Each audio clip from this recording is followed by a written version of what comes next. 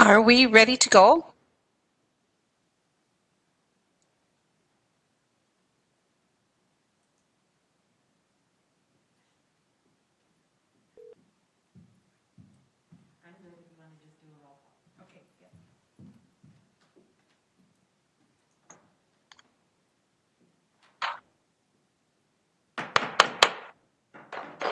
Good evening and welcome to the Stearns County Board of Adjustments public hearing for Monday, October 19th. And we'll begin with a roll call. Dennis? Present. Jill? Present. Mike? Present. Dave? Present. Jake? Present. And Sean? I'm here. Oh, good. We have all 7 of our members here this evening. We will begin this evening with the Pledge of Allegiance.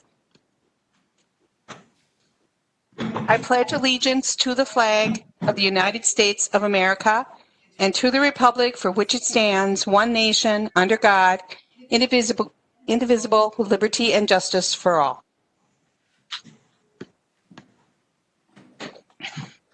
Okay, I have a couple announcements to make.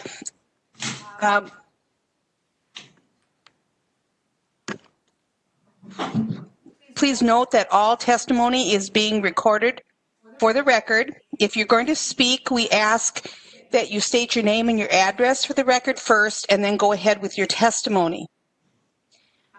In response to the COVID-19 and pursuant to Minnesota Statute 12 relating to the emergency management, Governor Walz has declared a state of emergency. In response to the state of emergency and in accordance with the Minnesota State Chapter 13D.021, the Board of Adjustments members and the applicant may participate by telephone or other electronic means. And this meeting will be broadcast live.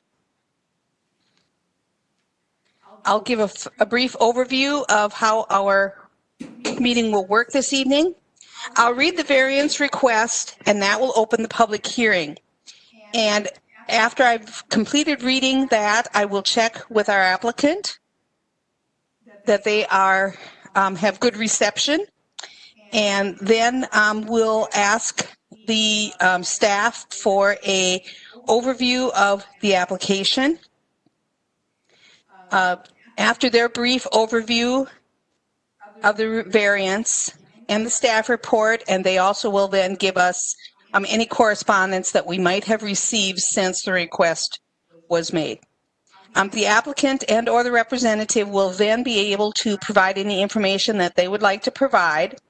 Once the applicant or their representative have provided all of their testimony, then the board will be able to discuss the request and ask any questions of the staff or the applicant.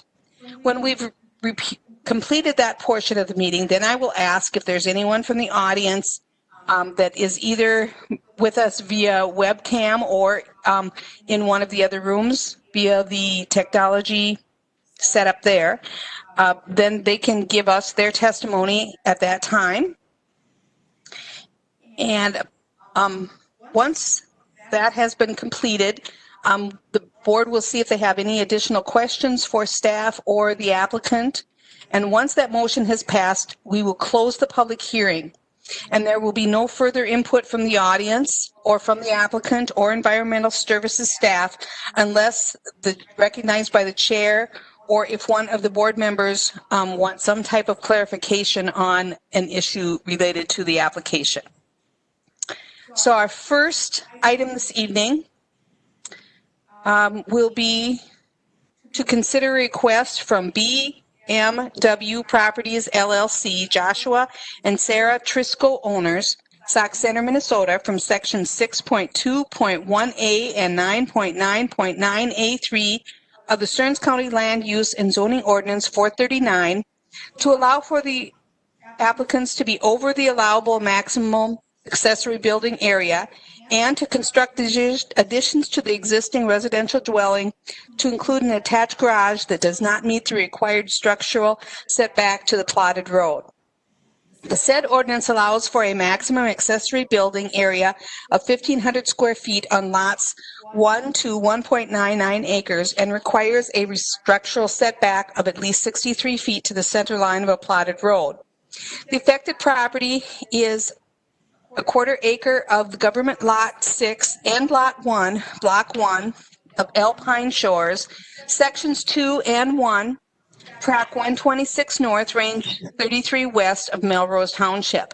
And the property address is 43653 Sylvia Crest Road and 32451 Sylvan Road, Melrose, Minnesota. And are our applicants with us? Yes. Okay, we will be back to you in just a few minutes. If the staff then Okay. could give us their overview. Madam Chair, members of the board, Dave Knopfler with Stearns County Environmental Services. The applicants currently own a 0.25 acre tract and lot 1, block 1 of Alpine Shores that are combined by ordinance. There is a platted road, Sylvia Crest Road, platted in 2006 that abuts both lots. This road is unimproved.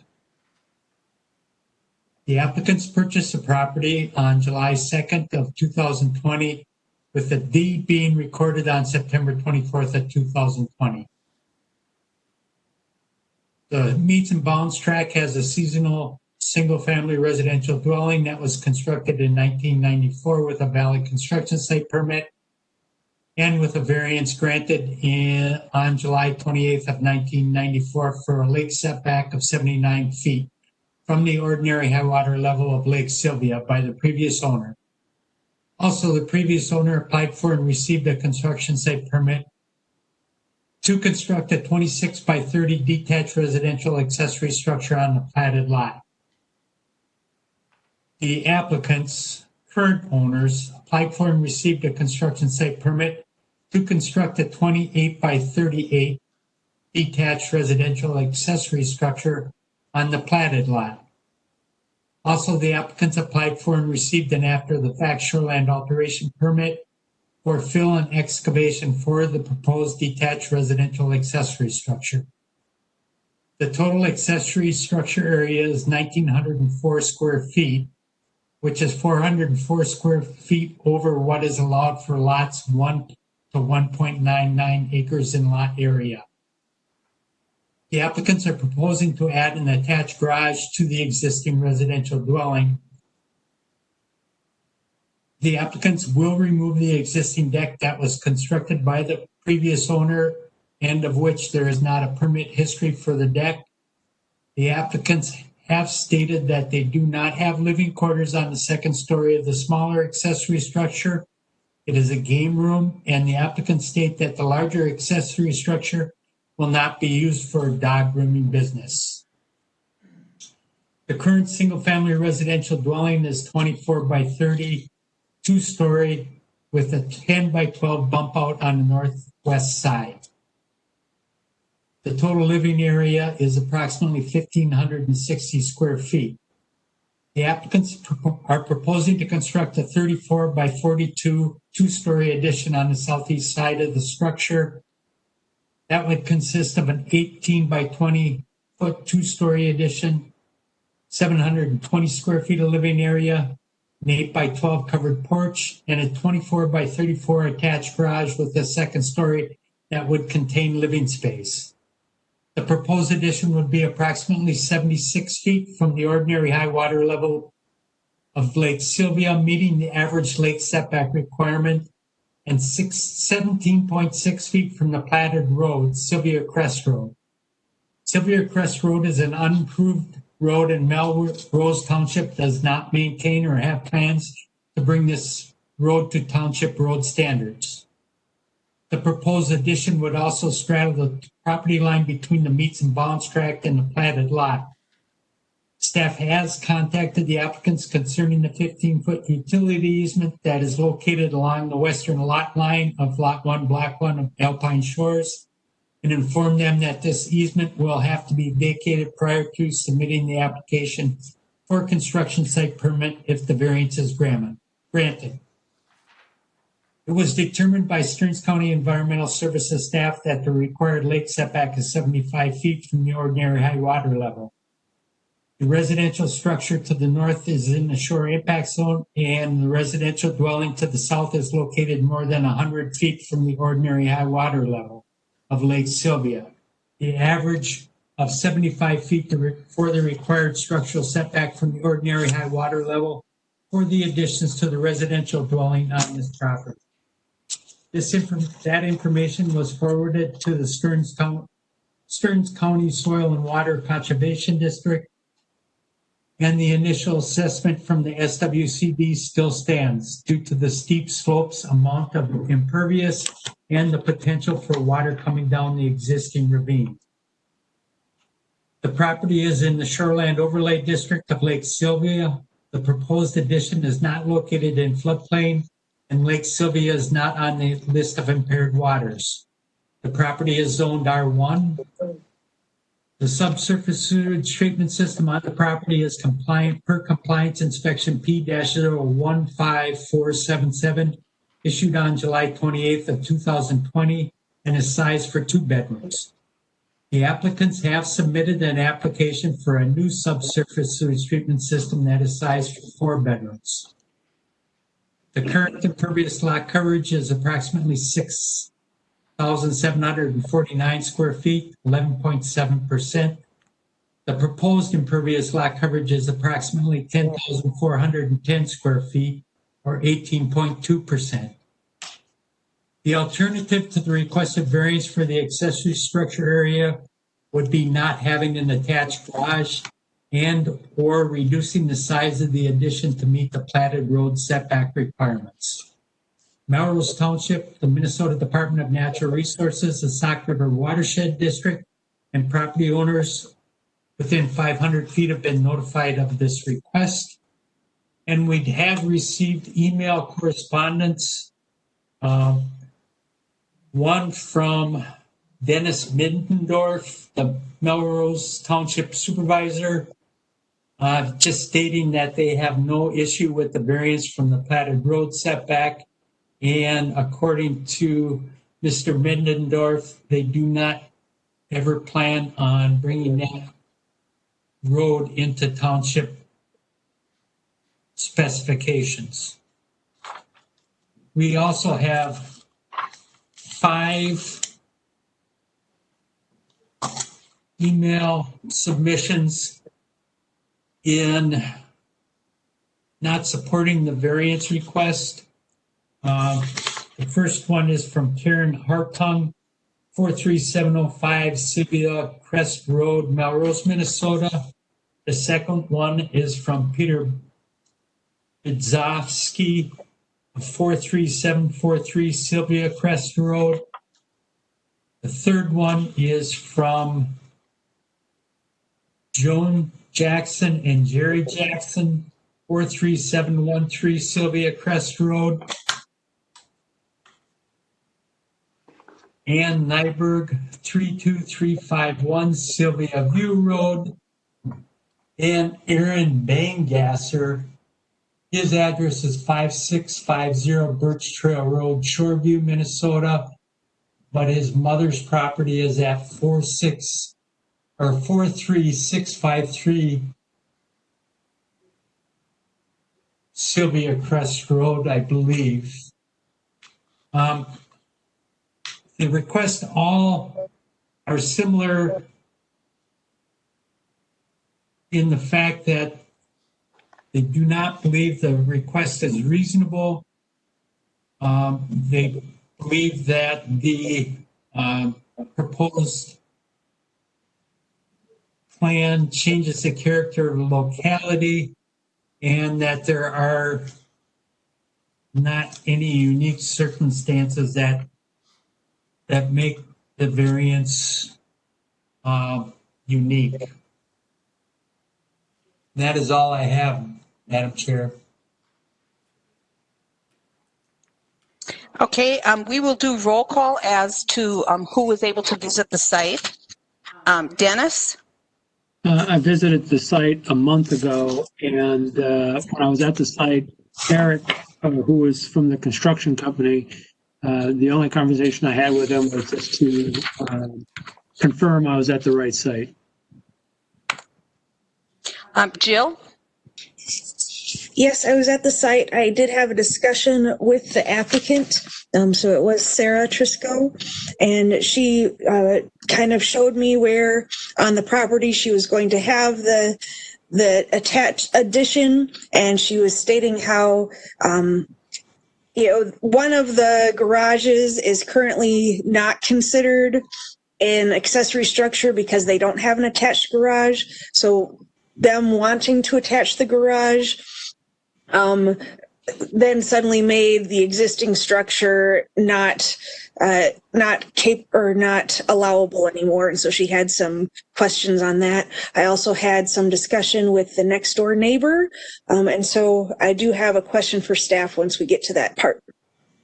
Okay, thank you. Mike? Yes, I also had a conversation with a fellow working at the site just to confirm I was at the right place. Dave? Yes, I also had a conversation with a worker at the site. Jake? Yep, and also talked to a worker. And Sean? I was there, yes.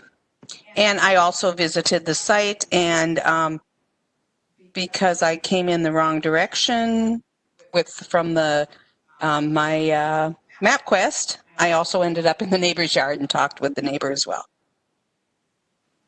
Okay. Then we will move on to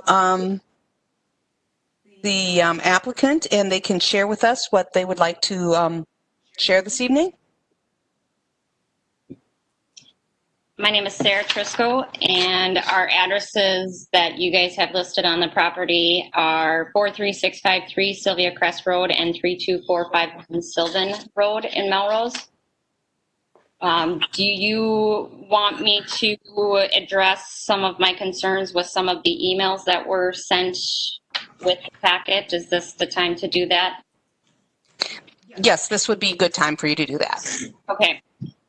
Well, in the packet that was mailed out to us, there were only 3 copies of the emails. We did not receive the other 2 that Dave had mentioned, so I'm not exactly sure what was in there, but he did indicate that obviously they were all very similar requests or concerns. I guess what I find very comical is that their concerns are indicating that the cabins on the lake are within 400 to 800 square feet range, and they don't fit the locale. I guess I wasn't aware of there being any certain restriction or square footage allowance that you were supposed to have as far as a cabin or a home. And this is actually going to be our primary home. This is not a cabin for us. So if it were a cabin, this probably would be adequate size for us because we would not need all these garages either because we would not be staying here primarily. This is why we are requesting to have the amount of garage space that we are asking for because of the fact that we are moving from a home that was over 8,000 square feet, in addition to having another cabin that we have sold. So we have all of this stuff with 3 children, and we've had to purchase a tractor due to the, obviously, you individuals who have been out to the property, you know how steep our driveway is. So we've had to purchase a tractor, which we will have to store somewhere. And in my opinion, I would much rather have these items stored somewhere versus sitting outside on the property. It looks tacky, in my opinion. As far as their other concerns where, they're indicating that our fence is put up on the road so that they cannot come onto our property. They no longer can walk onto our property whenever they want to go to the next door neighbors. I'm sorry, but I worked in insurance for over 10 years. There are huge liability risks with people coming onto your property when you are not inviting them. If they are coming onto my property and they get injured, that's a lawsuit that could potentially happen on our end. So no, I am not going to allow these individuals to cut through my property to go to the next door neighbor's property. If they want to visit with each other, they can take the road around just like everybody else has to do. And for them to sit here and say that we're blocking their view and how wrong that is, I think that's absurd. We've had nothing but issues with Karen as far as her coming into our property when she's not invited. She is talking to our contractors, asking what we're doing. She's making up stuff that what we're doing as far as I'm putting my dog grooming business into one of these accessory structures, which is totally untrue because if she knew anything about my business, I have a website, I have a Facebook page, you would see where my business is located. My husband's plumbing business being put into our garages, come on. We have a storefront location for my husband's business that why would we bring all of this to our home? That's the whole reason we're moving here is to get separation from our home and businesses. I had my business in our home before. I don't want it in my home anymore. I want to separate that. So no, we are not running our businesses out of our accessory structures. The only reason why we want garage space is because we have so much stuff to store and we have nowhere to put it because this house, we went, like I said, from an 8,000 square foot home to a 1,500 square foot home. We have 3 kids. We have so much stuff. This home is not adequate sized for us, unfortunately. I wish it was because honestly, this has been an absolute nightmare. And I'm sure Dave Knopfler can attest that we have been on the phone numerous times, week after week after week, to try to get this stuff straightened out. As far as the road goes too, the township has indicated that this road is, they consider a goat pass, so it will never be met or constructed as a road because it doesn't meet the requirements that they require. As far as the utility easement that goes on our property, we've contacted a lawyer, we've contacted Stearns Electric, Arvig Communications, who are the only 2 companies that have utilities on this property or in this area. Both of them have signed off on a form that the lawyer has written up indicating that they will vacate the section of the utility easement that would be in the way of where we are asking to add on to our home. I've met with the township at this month's meeting. They have also approved of this vacating of that section. Once I get to their final notes from their last meeting, I will forward that information onto our lawyer. She will write up the documentation, and I have indicated to Dave that I will forward that information to him so that the county can properly record that. And as far as them indicating that we have living quarters on the smaller utility or accessory structure, no, we do not have living quarters. It is a game room / craft room / exercise room. And yes, we do have cabinets in there. But the last time I've checked, I guess I didn't think it was very odd to put cabinets in a garage. I mean, some of the stuff that they're bringing up is just absurd that it blows my mind, and it's getting very frustrating and irritating that they are doing this to us. Let's see here. And them continually indicating that, there's too much building on this property for proper drainage. Well, we're allotted so much impervious versus pervious, and we're under what we're allowed. So I don't see why that's an issue. We've also talked to Greg Berg with the recommendations that he's indicated for the rain gardens that he wants to have us put in for water absorption. We have no problem doing those. In fact, we've already done one of them, the larger of the 2. We have drain pipes put in that I'm working with Nick, can't think of his last name, but Nick at Environmental Services, where we have drain fields or drain pipes going in that will be directed onto each side of the properties into those rain gardens. We are updating our septic system to meet the requirements. They've also indicated that we're pumping our septic system. We've had it pumped once since we bought the property. And we did that as a precaution because we didn't know when the last time it was pumped from the previous owners. It's just, again, it's absurd how much stuff they are bringing on to us, indicating that these are the reasons why we shouldn't have this variance granted. Okay, thank you for your comments. Yep. You'll have an opportunity to answer any questions that we might have here along the way. Staff, I have a couple questions for staff. Starting out, if you can flip back to that map that you had previously of the property. Yes.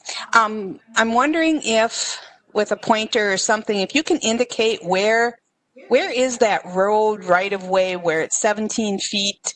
If you can just kind of point to it for me, because on the maps I had a little hard time figuring out where that road right of way would have been.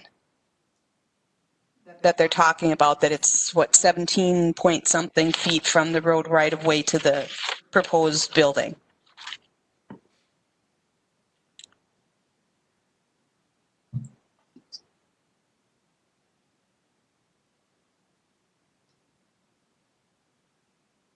Angie, it would be right in this corner.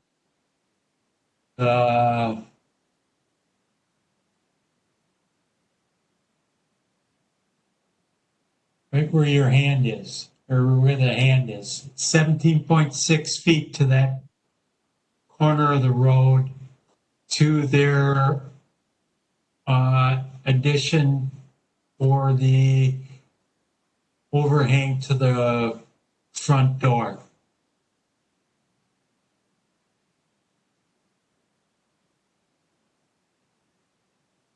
Okay.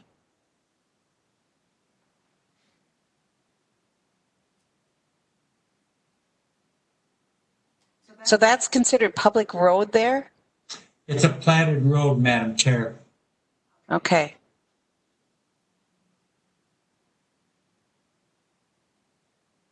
Okay. And that little building that's half on the picture there to the left, that's the neighbor's cabin, is that correct? Yes. Okay. Now I've kind of got it in the picture where everything is at. Okay, thank you. Are there other board members that have questions for the applicant or staff? Madam Chair, Jill DeLong, so similar to your question, so is the platted road, is it just where that walkway is, or is it also from that gray spot above the neighbor's cabin? It sounded like from talking to her that there's supposed to be an easement or a way that they'd be able to drive from that gray spot to the other big gray driveway.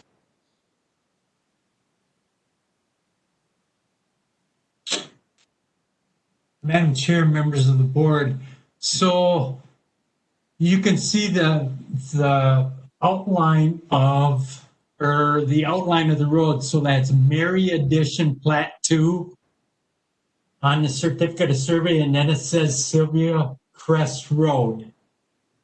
Those dotted lines are the plat of that platted road. It does not go through, and I don't believe there is an easement that goes across Lot 1, Block 1 of Alpine Shores. Thank you. So it sounds, just to clarify, so if that's, vaguely where the road would be, it's not necessarily where the entire road is, because that looks much bigger than the actual road I drove on. But so if we think about that, and then the easement where we were pointing before, so the easement is from that platted road to the block 1, or no, it's just the road would stop there? I guess I'm not understanding entirely what the easement is for. And I'm not understanding what easement.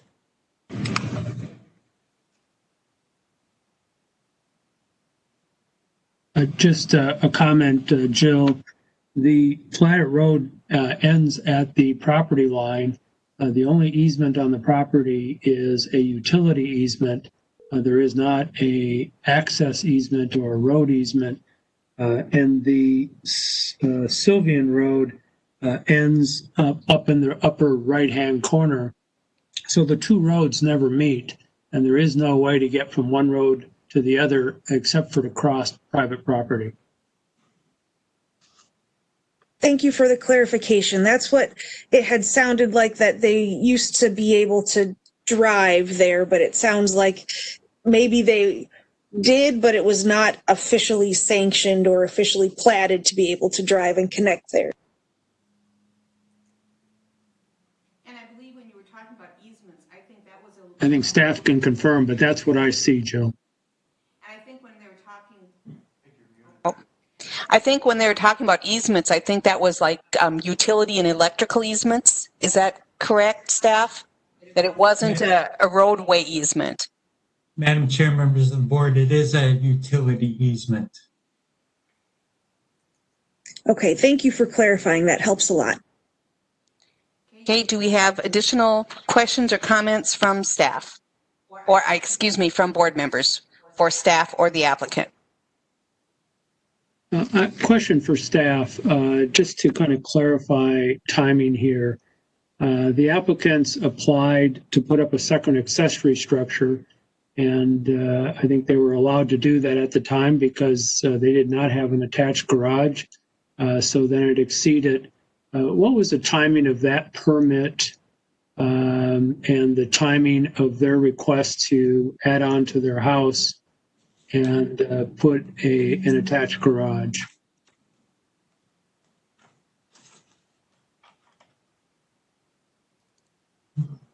Madam Chair, members of the board, so the applicants applied for the construction site permit for the larger accessory structure. And that would have been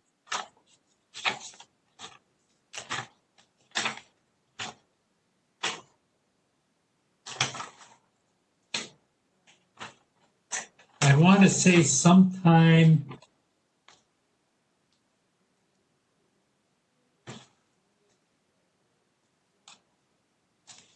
in July, and maybe even earlier.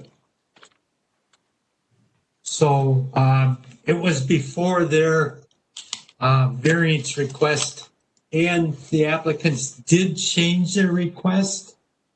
The original request and house plan didn't show an attached garage. That was all addition. And they revised their building plan to have an attached garage. So, Dave, would have the applicants been aware as they were getting the building permit for the accessory building that they were coming under an exception for accessory building size, and that if they added an attached garage, that would cause them to be over the allowed square footage on the accessory building?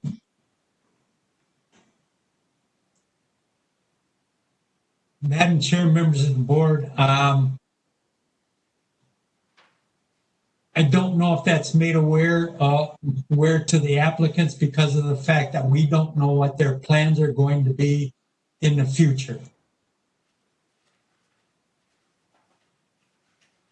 Is it safe to say it was up to the applicants to understand, the requirements?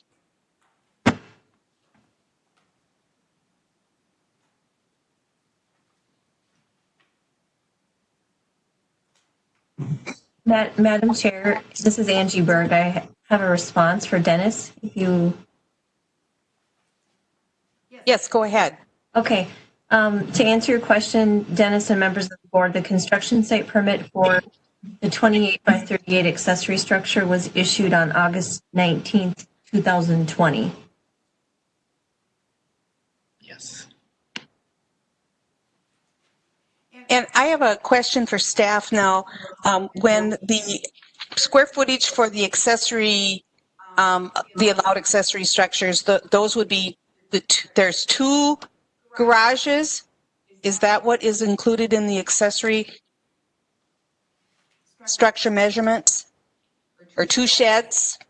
Yes, Madam Chair.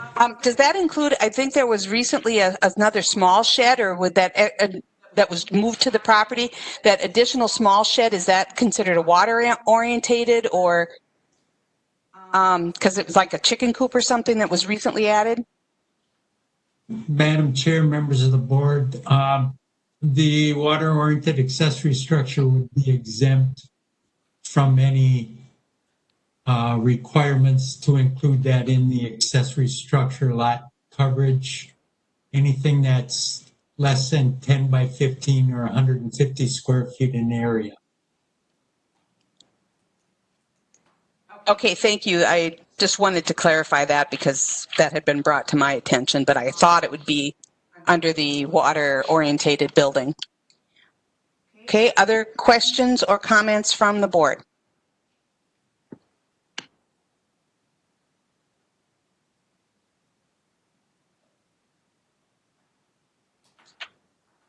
Okay, hearing none, it sounds like we are ready for to close the public hearing. Oh, excuse me, there may be, is there anyone else that is there that would like to speak? Do we have someone in the other room yet?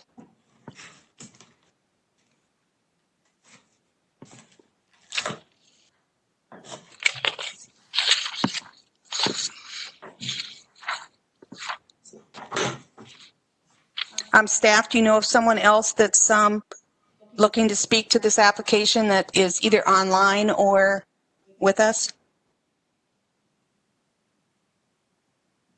Madam Chair, not that I'm aware of. Okay, I had on my list that there possibly could be, so I wanted to double check that. All right, then are we ready to close the public hearing? Madam Chair, Sean Blackburn, I move we close the public hearing. Is there a second? Madam Chair Jill DeLong, I second. Okay, is there anyone opposed to closing the public hearing? Okay, hearing none, the public hearing is now closed, and we will move on to findings of fact. We can, for findings of fact, we have the choice of doing both items together for findings or separately. My personal preference would be to do the 2 items separately, but what is the wishes of other board members? Madam Chair Jill DeLong, can you just clarify, just so I understand what the 2 separate items are, please? Yes, if we do them separately, the first, where one of them would be to allow the applicants to be over the allowable maximum accessory building area. And the second findings would be to construct additions to the existing residential dwelling to include an attached garage that doesn't meet the required structural setback from the plotted road. So the setback from the road and the total accessory structure size. Thank you. I think. Go ahead, Dennis. I was sorry, Jill. I thought you were finished. Madam Chair, I agree with your assessment of 2 separate findings. Madam Chair, Mike and I also agree 2 separate findings would work. Madam Chair Jill DeLong, I'm okay with 2 separate as well, please. Okay, I've heard a majority of Madam Chair, Sean Blackburn, I'm fine with that as well. Jacob Hawk, that's fine with me. Dave Gamrad, that's fine with me. We'll go ahead with 2 separate. What we will do first is the structural setback from the road. So I'll read the variance request is to construct additions to the existing residential dwelling to include an attached garage Bonnie, you may be muted if you are speaking. Thank you. The first findings that we will discuss are to construct additions to the existing residential dwelling to include an attached garage that does not meet the required structural setback to the plotted road. All right, question number 1. The proposed use is allowed in the zoning district in which the subject property is located.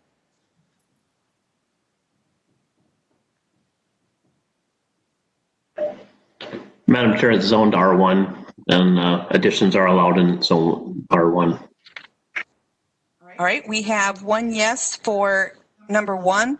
Is there anyone opposed to yes for number 1? Hearing none, we'll mark that as unanimous yes. Number 2, the variance will be in harmony with the general purposes and intent of the official controls and any related ordinances.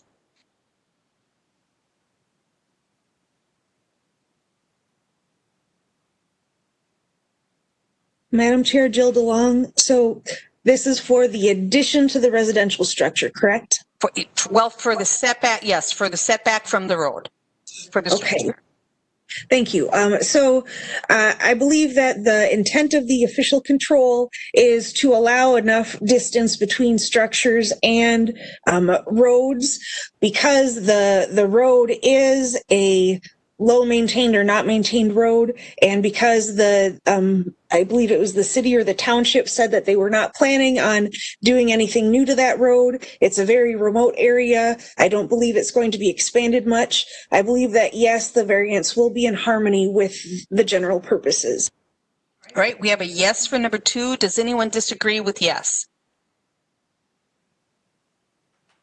All right, number 3, the variance will be consistent with the comprehensive plan, yes or no?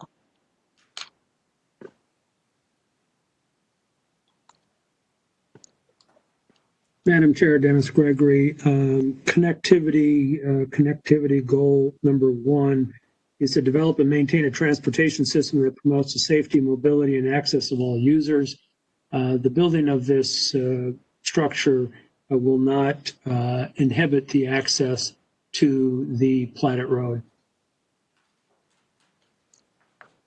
Okay, we have a yes for number 3. Does anyone disagree with yes for number 3? Hearing none, we'll mark that as unanimous yes. Number 4, the property owner proposes to use the property in a reasonable manner, yes or no?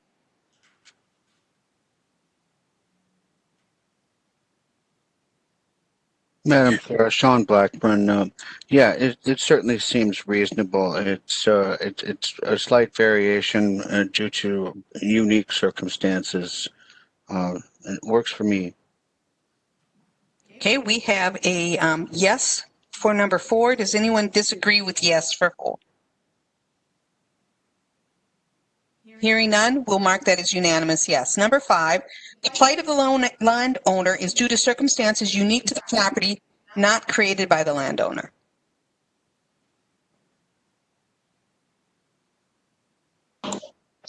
Madam Chair, I believe the road kind of dead ends at that property, and there should be no reason anyone would be that close to the property. So I believe it's the uniqueness of the property and how that road was just platted on one development and not continued straight through the property. All right, we have a yes for number 5. Does anyone disagree with yes for 5? Hearing none, we'll mark it as unanimous yes. Number 6, the variance if granted maintains the essential character of the locality, yes or no?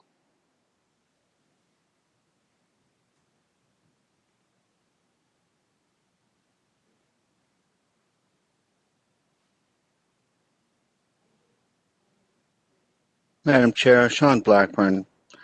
Yeah, the essential character is going to remain the same. It will be, in fact, somewhat improved. All right, we have a yes for number 6. Does anyone disagree with yes for 6? Madam Chair, Jill DeLong, it sounds like the neighbors in the area believe that it will change the character of the locality. But I believe that because it is a residential home already, when I was there, the building did not look like just a cabin to me. It did look like it was a home-sized building, and just expanding the home, I don't believe will change the character. But I just wanted to bring up that some of the neighbors did feel that it would change the character. But you are saying, yes, it will maintain the character. Correct. I am a yes for number 6. All right. So we have 2 yeses for number 6. Is there anyone that disagrees with yes for number 6? Hearing none, we'll mark that as unanimous yes. Number 7, the need for the variance involves more than economic considerations, yes or no?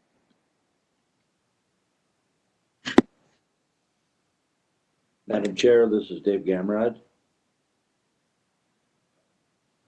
Yes? I would say economics weren't discussed in this issue, so I don't believe that it's totally economics. All right, we have a yes for number 7. Does anyone disagree with that? We'll mark that as unanimous yes. We are ready for a motion. Madam Chair, Dennis Gregory, I would make a motion that we approve the variance request of the applicants to construct an addition to their existing residential dwelling that is 17.6 feet from the platted road and does not meet the required structural setback. All right, we have a motion by Dennis. Madam Chair, Mike Kane, I'll second that. All right, I will do a roll call for the remainder. Jill? Yes. Dave? Yes. Jake? Yes. Sean? Yes. And I'll be a yes. So motion carries for the first findings of fact for the structure not meeting the setback to the plotted road.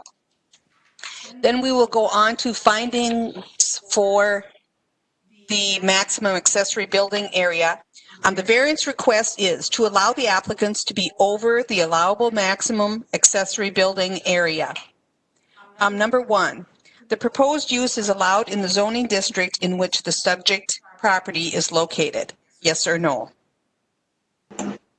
Madam Chair, Mike Kane, the R1 zone and accessory structures are allowed in that area. All right, we have a yes for number 1. Does anyone disagree with yes for number 1? And I'll mark that as unanimous yes. Number 2, the variance will be in harmony with the general purposes and intent of the official controls and any related ordinances.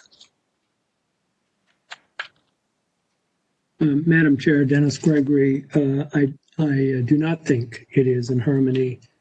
The reason for the controls are to keep open spaces and to limit the amount of construction. In this case, the applicants pulled a permit for an accessory structure building in August and then turned around in September and were looking to add an attached garage. So I think that's on the applicants, and so they really need to figure it out from here. So I do not think it's in harmony. All right, we have 1 no. Do we have some other thoughts on this question? I'm going to agree with Dennis because I think if these applications had been issued to us in the opposite order, we would have, there would definitely, from this board's history, we definitely would not have approved exceeding the square footage. So I'm also a no for number 2.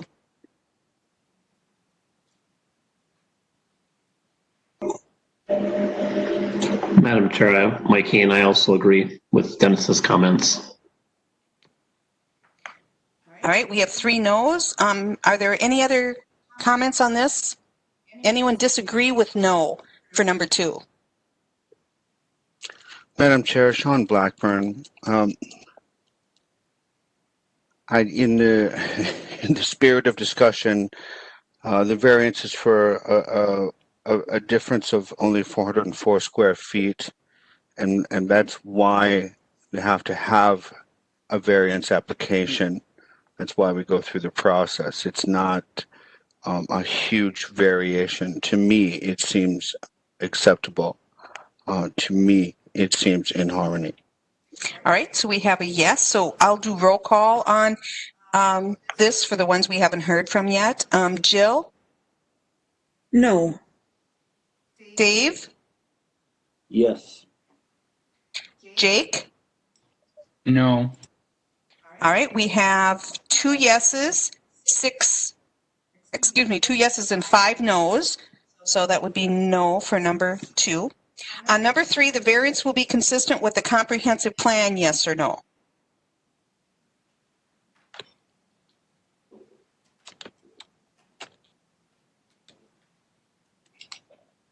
Madam Chair, Dennis Gregory, nature goals, number 4, ensure the reasonable and responsible use of the county's natural resources, including land, surface, and groundwater, etc.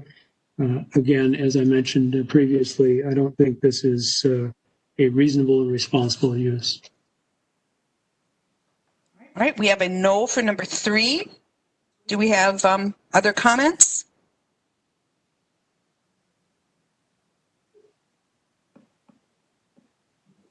Anyone objecting to no for number 3?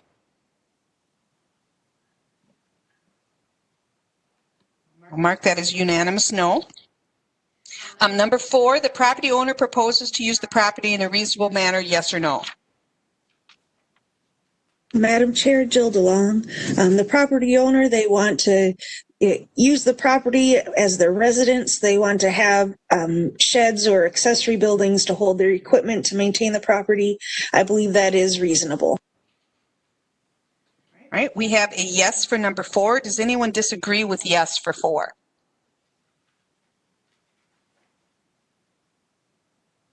We'll mark that as unanimous yes. Number 5, the plight of the landowner is due to circumstances unique to the property, not created by the landowner. Madam Chair, Dennis Gregory, the circumstances here, again, as I mentioned earlier, have to do with pulling a building permit and then turning around and wanting to construct an attached garage. And so those were circumstances that were created by the landowner. So I do not think it's unique to the property. And I will agree with Dennis. Is there anyone that disagrees with no for number 5?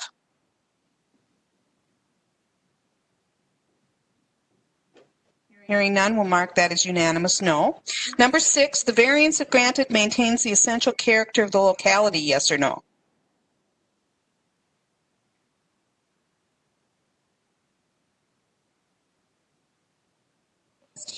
Madam Chair, Jill DeLong, I don't believe that adding a second accessory structure to a residential lot will change the essential character of the locality. Okay. We have a yes for number 6. Does anyone disagree with yes for 6? All right, well, I'll mark that as unanimous, yes. And number 7, the need for the variance involves more than economic considerations, yes or no?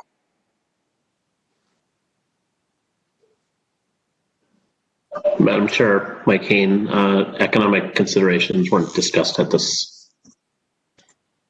All right, so we have a yes for number 7. Does anyone disagree with yes for 7? We'll mark that as unanimous yes. Then we are ready for a motion. Madam Chair, Dennis Gregory, I would move that we deny the applicant's request for a variance to construct additions to the existing residential dwelling that result in exceeding the maximum accessory building area. All right, we have a motion to deny. Is there a second? Madam Chair, Mike Hain, I'll second that. Okay, and I will do roll call for the rest. Jill? Yes. Dave? Yes. Jake? Yes. Sean? No. And I am a yes. So motion passes to deny the applicant to exceed the allowable maximum accessory building area. And if the applicant needs some additional discussion with staff to figure out what they do from here on, if they could contact the Stearns County environmental staff during business hours via telephone at the current time due to COVID, and they would be able to answer any of your questions that you have as to what your next steps are. Thank you. And we're ready then to move on to our next agenda item. Our next agenda item is to consider an after-the-fact request from Timothy Haig of Watab Incorporated, St. Joe, Minnesota, on behalf of the state of Minnesota, the Department of Transportation, Baxter, Minnesota, from Section 6.5 of the Stearns County Subsurface Sewage Treatment Ordinance 422 to leave as constructed a holding tank as a sewage treatment system to serve an other establishment. The said ordinance does not allow for the use of the holding tank to serve as an other establishment. The affected property is 3.76 acres, part of the northwest quarter of the northeast quarter of Sections 21, Track 125 North, Range 31 West of Albany Township, and the property address is 34844 County Road 10, Albany, Minnesota. And I believe we have a representative from MnDOT and the applicant from WATAP with us this evening. Is that correct? Tim and Jeremy? Madam Chair, this is Tim Haig with WATAP Inc. Can you hear me? Well, I can hear you. Okay. As I understand it, the MnDOT representative was not going to be able to join us this evening because they are busy hanging iron on projects. All right. So you'll be representing this request this evening then. That is correct. All right. We'll be back to you then in a few minutes after staff has given us their report. Thank you. Staff? Oh, and first, before we go to staff, we'll do roll call on who's visited the site. Dennis? Yes. Jill? Yes. Mike? Yes. Dave?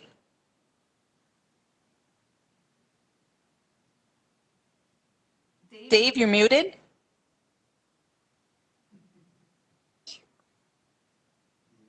Did you visit the site, Dave? Yes, I did. Okay, Jake? Yes. And Sean? Yes. All right, and I also visited the site. So if staff could give us an overview of this application. Good evening, Madam Chair, members of the board. MnDOT purchased this property last August 2019. The property contains a 42 by 56 pole building, which was built in 1993 per our county assessor's records. The prior owner of the property obtained a conditional use permit back in 2012 to have an outdoor display and selling of farm implements on the property. When he became interested in selling the property, he then obtained an after-the-fact construction site permit last fall, October 2019, to permit a lien that was put on that building that was constructed in 2012. The building has a unpermitted 1,500-gallon holding tank to serve a convenience toilet in the building. MnDOT would like to keep that toilet for limited use and not have to install a drain field for that. The holding tank has undergone a compliance inspection and it is compliant. The property is certainly large enough to accommodate a type 1 or 3 drain field. However, the site is compacted from heavy traffic and the soils are disturbed. The property is not in the shoreline overlay. City of Albany, Albany Township, and owners within 500 feet have been notified. There are no municipal services available to this property at this time. The property is in a commercial zoning district, and the applicants have submitted a holding tank design from a licensed designer, Watab Incorporated, which includes a signed maintenance contract. I have no correspondence, and with that, I'll turn it back to you, Madam Chair. All right, thank you. If the applicant at this time could share with us their thoughts. Madam Chair, members of the board, Tim Haig, Watab Inc. This site is, like Dave mentioned, is basically, we're just looking to leave things as they are presently constructed. The high clay content soils are compacted and disturbed. This is not a very good site for a type 3 mound system due to the nature of the soil. The anticipated use is extremely low volume, and as presently written, the ordinance does not, the only reason we're asking for a variance for it is because the ordinance does not have the means to issue a permit for anything that is commercial. It is my understanding that that is up for discussion and possibly ordinance revision this coming winter, but at the present time, it's necessary to obtain a variance. I'd happily answer any questions you may have about the site as the designer of the project. All right, thank you. Now, if board members have any questions for staff or the applicant. Madam Chair, Mike Kane. Do I understand this correctly? The MnDOT bought the building. It already had a holding tank already. And was that permitted at that time for the commercial use? Madam Chair, Tim Haig, Watab Inc. Yes, that is the existing holding tank was put in without a permit by the previous owner. So there was this action is necessary to bring that into permit compliance because there was no permit applied for or issued at that time. Just Madam Chair, Dennis Gregory, just to follow on to Mike's question, do we know who installed that tank? Was it the owner, previous owner themselves, or was it a contractor? Madam Chair, Member Gregory, we're not certain who installed the tank or what year that was done. We just know that it's there and it's unpermitted, and thus that's why we're here tonight. Thank you. Okay, any additional questions before we close the public hearing? And I don't believe there's anyone else online waiting to speak to this. All right, thank you. Go ahead, Jill. Madam Chair, Jill DeLong, I move to close the public hearing. Okay, we have a motion. Do we have a second? Madam Chair, Mike Kane, I'll second that. All right, is anyone opposed to closing the public hearing? Hearing none, the meeting is now closed, and we'll move on to findings, and just be reminded that findings are slightly different than previous findings because it isn't after the fact. Number 1 is the proposed use allowed in the zoning district in which the subject property is located.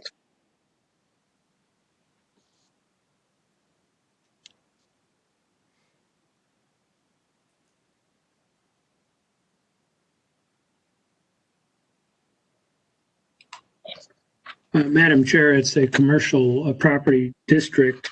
If we don't read this question too narrowly, the use by MnDOT would be an allowed use in that zoning district.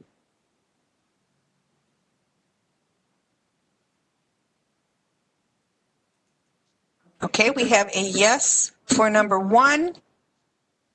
Does anyone disagree with yes? Hearing none, we'll mark that as unanimous yes. Number 2, is the variance in harmony with the general purposes and intent of the official controls? Madam Chair, Jill DeLong, I believe that the official controls are to ensure that the best possible sewage treatment system is installed on the site.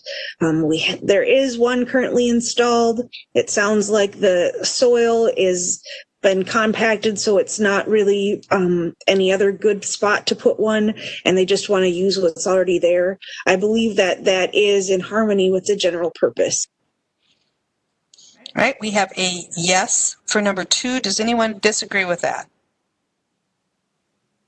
Hearing none, we'll mark that as unanimous yes. Number 3, is the variance request consistent with a comprehensive plan, yes or no?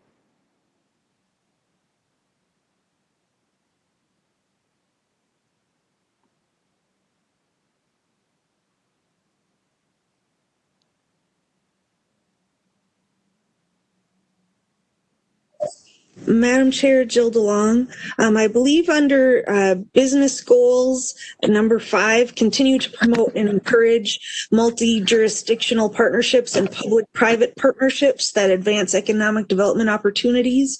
I believe this is, the public has now taken over some previously private land. They want to continue to use it as it was. I believe that it is in alignment with the comprehensive goals. All right, we have a yes for number 3. Does anyone disagree with yes for 3?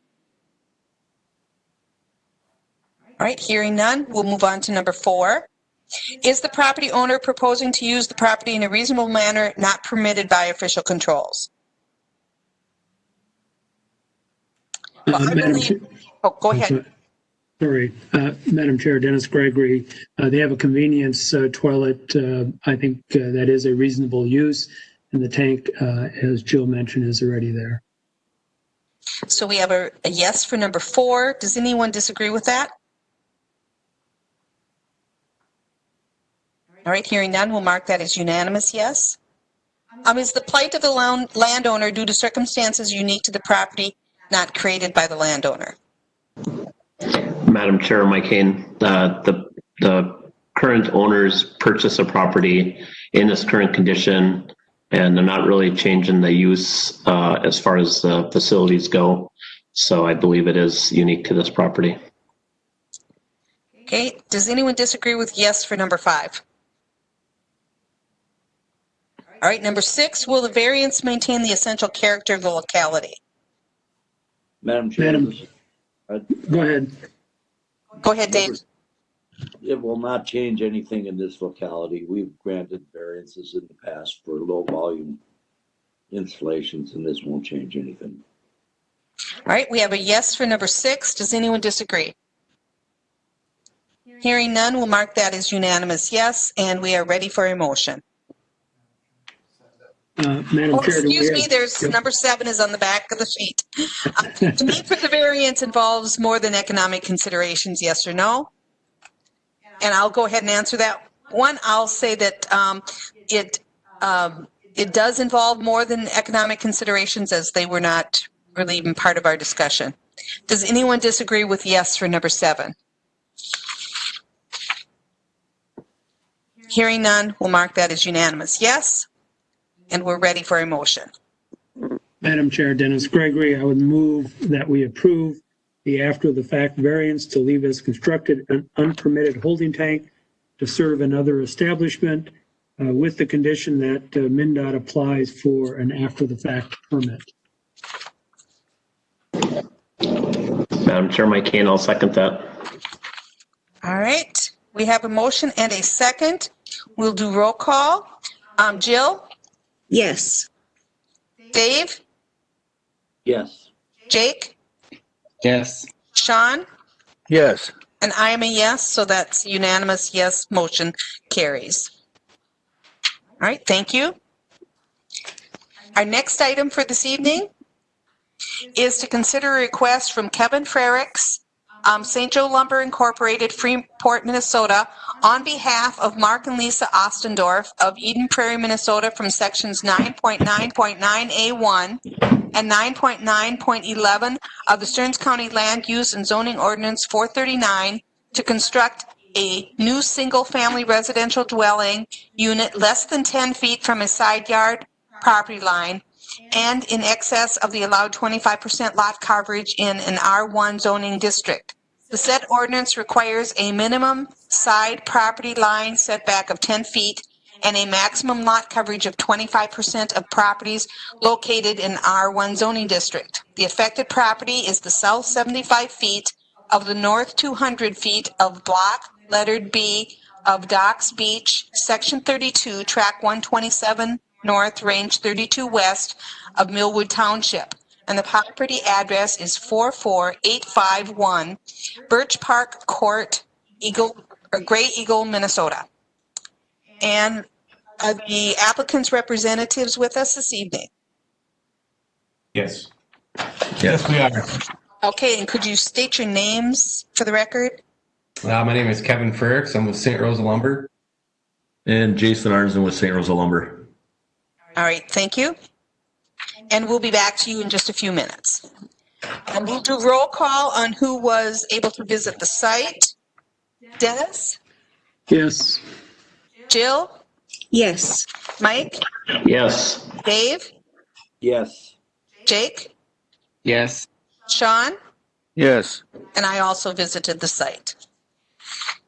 All right, if the staff could then give us an overview. The applicants currently own 2 legal non-conforming lots of record on Big Birch Lake. They are described as the north and south 75 feet of Block B in Docks Beach. These lots are not combined by ordinance as they're not under common ownership. The applicants purchased the subject lot in September of 1992, and the existing non-conforming dwelling was constructed in 1955 per our county assessor's records. In 1985, there was a previous owner that obtained an after-the-fact variance and a permit to leave a detached garage that was constructed 4 feet from that north boundary. Then in 1992, the previous owner obtained a construction permit to put a basement under the home that was constructed in 1955.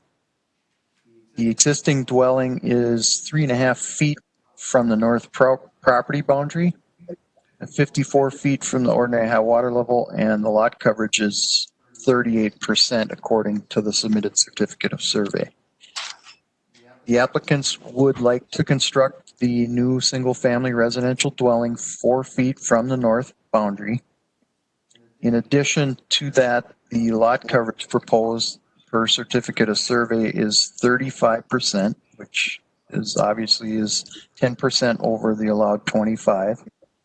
They do have submitted an engineered stormwater plan, which I received correspondence from our staff that reviews those engineered plans. I received correspondence from him this afternoon indicating that the plan is incomplete for various reasons at this time.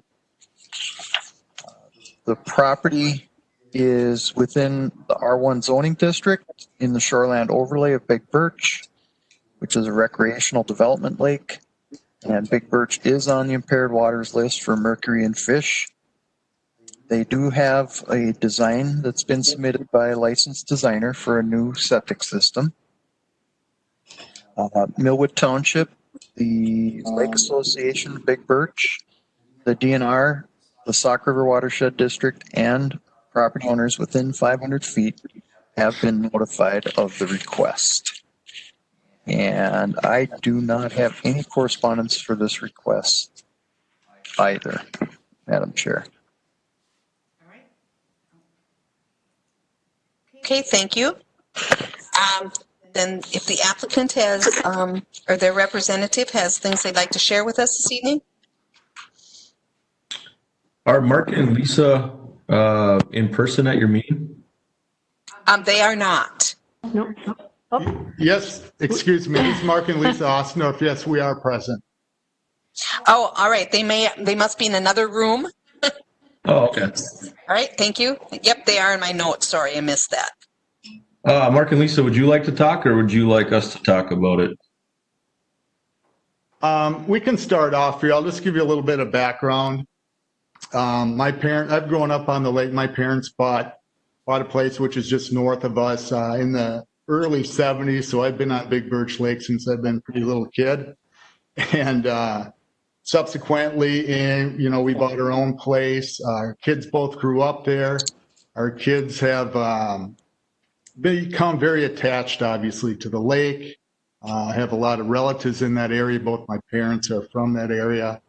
My dad grew up in New Munich, and my mom grew up on a farm outside of Freeport. So I've got a lot of relatives, aunts and uncles and cousins, some on the lake and in the surrounding area. So it's very, it's become obviously home. And this is a property that we are going to live at permanently also. Do you have anything you'd like to add? Just that we've, it is a little cabin. I think if anybody went out to visit it, you'll see we've tried to maintain it as long as we possibly could, as is. And it's to the point where it's mud is coming through the drain in the bathroom and mice are coming through the walls. And, it's time that we do something. So we're excited to, build a home here and live here. And we're just hoping to make it work for us. Okay, and anyone from the lumber company, would they like to make any additional comments at this time? Yeah, just I guess a couple things on reasoning for the variances. The existing garage is 4 feet off the property line, and the property that we are abutting up to is also owned by Ossendorf. So we were hoping, because the existing garage was 4 feet off the property line, is kind of why we were hoping to keep the new garage that's attached to the house kind of at that same place. So I guess what I'm getting at is we're not asking for any more than what's already there. And then the second variance, the 35%, I mean, we realize that 25% is what the rules are, but the existing property is at 38. So we're also, trying to get that number down a little bit. So we were trying to do as much as possible for what we have. We're also eliminating a gazebo. We're eliminating a lot of concrete, trying to do a lot of things to kind of help improve the lake. We're also pushing the cabin back from where the existing cabin was. We're pushing it further off the lake, also trying to improve things, I guess, out here. I don't know. Did you have anything else, Kevin? Pretty much said it. All right. Thank you. Questions from members for the staff or applicant or their representatives? Madam Chair, Dennis Gregory, if staff or the applicants could confirm, as I'm looking at the survey, there is where the cabin is to be placed, which is up on the screen. And then there's a plot or a lot just south of that, which has docks in it. Is that the other 75-foot lot that is that's being mentioned in this application? Because it said there was 2 lots, both 75 feet.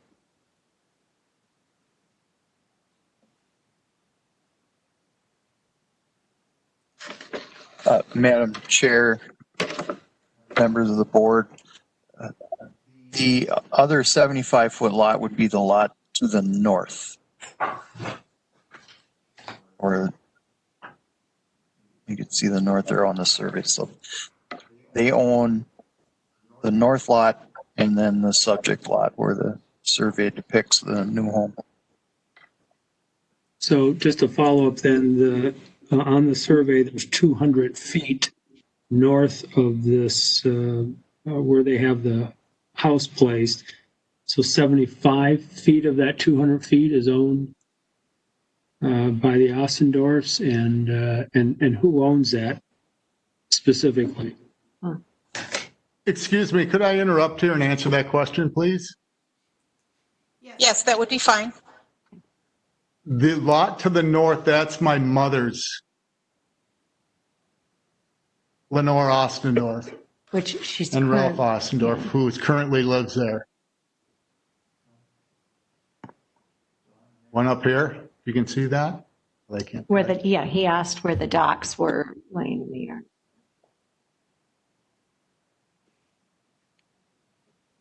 Did that answer the question? Well, I think so. My confusion is the background says there's a north 75 feet and a south 75 feet.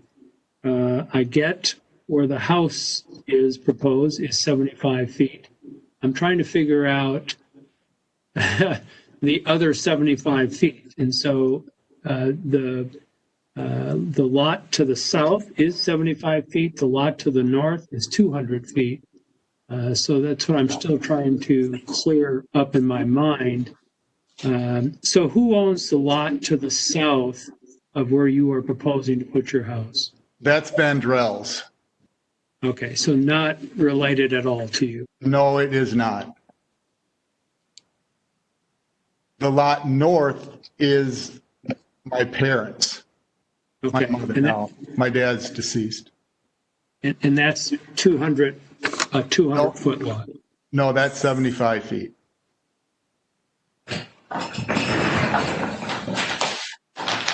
Okay. And so there's apparently another lot then north in this. That's that's neighbor's lot. Oh, that's the neighbor's lot up there. That Amos North Trust you're writing in there, that's 75 feet, not 200. Okay, so it's 75. Okay, so I'm finally straight on where the two lots are. And so did you think about combining these two lots so that you didn't have an issue with being 4 feet off the lot line? No, because my mother uses that. She's living there. She lives there. Oh, okay. It's not a cabin, it's a house. She uses it as a cabin, but it is a year-round home, yeah. Right. And then the last question I had since I'm on here is, instead of the concrete pad out in front, did you consider using pervious pavers instead to cut down on the impervious surface? That'd be fine, sure. I don't think we had a concrete pad up there. On our diagram, we're looking at, you can see the hash mark lines would indicate where the house itself is. And then in the lower right-hand corner, I believe, it looks like there's a concrete pad, like a patio or something. I think that's what's Dennis is probably referring to. Is that where the septic is going? Jason, you may be able to answer that, please. It says concrete apron on our map here. Yep. I think it's the drive into the garage, is it not? Exactly. Yes.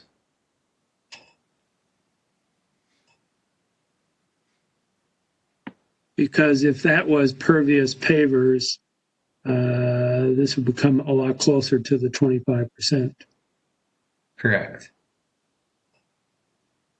I have a question. As far as the pervious pavers, is that something that needs to be inspected yearly?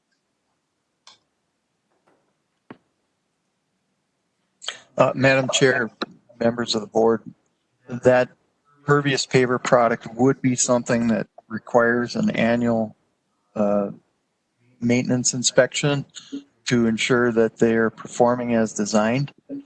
The other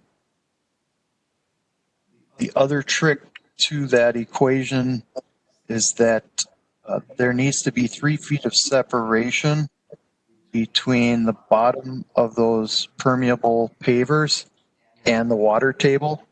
And according to the soil borings that were submitted from the septic designer, they do not have 3 feet of separation. That's the reason. I guess I did look into the permeable pavers, And that was a lot of the reason is with what Bill Kemper had found out with the septic and then with the wastewater design, we weren't going to be able to achieve it there. So we wanted to keep it as practical as what it's going to be. That makes sense. Okay, thank you. Other questions from the board? Thank you. And other questions from the board?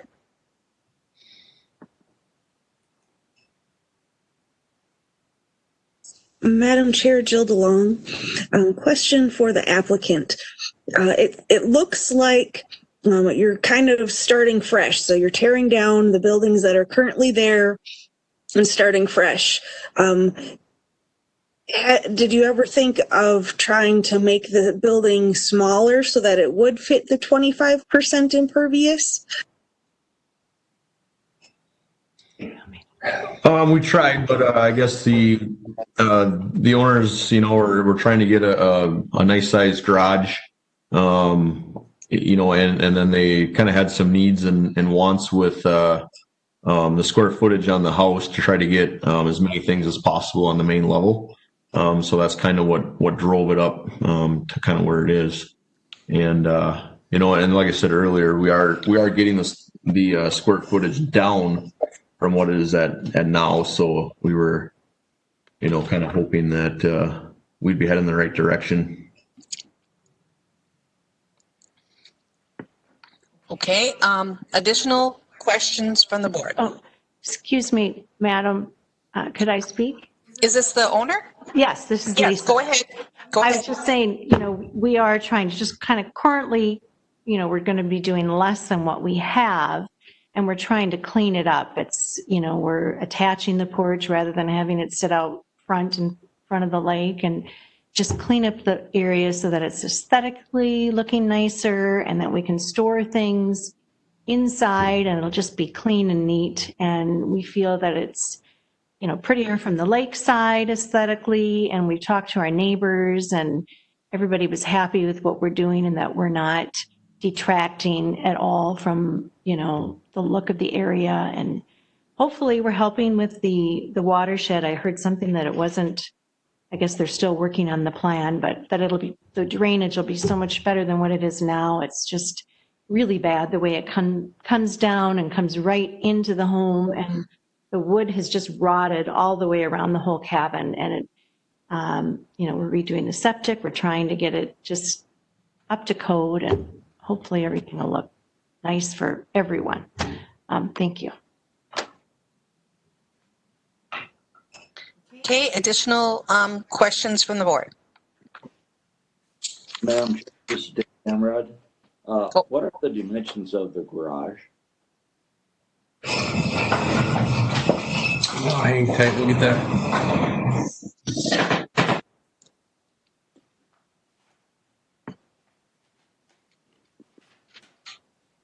But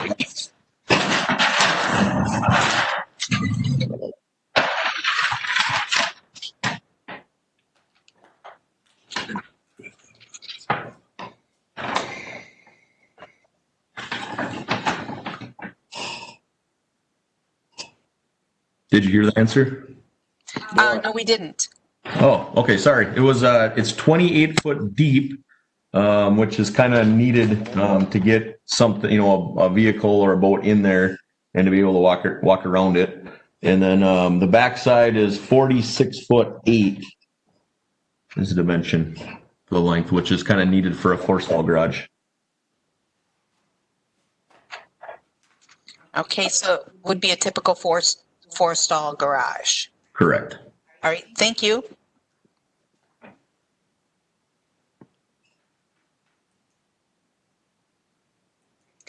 Any additional discussion or comments before we close the public hearing? Madam Chair, Sean Blackburn. Question for staff. Now, what are the rules again? Refresh my memory about rebuilding in the same footprint. Madam Chair, members of the board, Dave Met, Environmental Services staff. Sean, the the applicants could rebuild in the same footprint, same width, same length dimensions, same height dimensions. If they're wanting to expand in any fashion, that's going to require a variance. One more question too. I'm curious about the change in the distance from the ordinary high water level. Your paper, Franklin.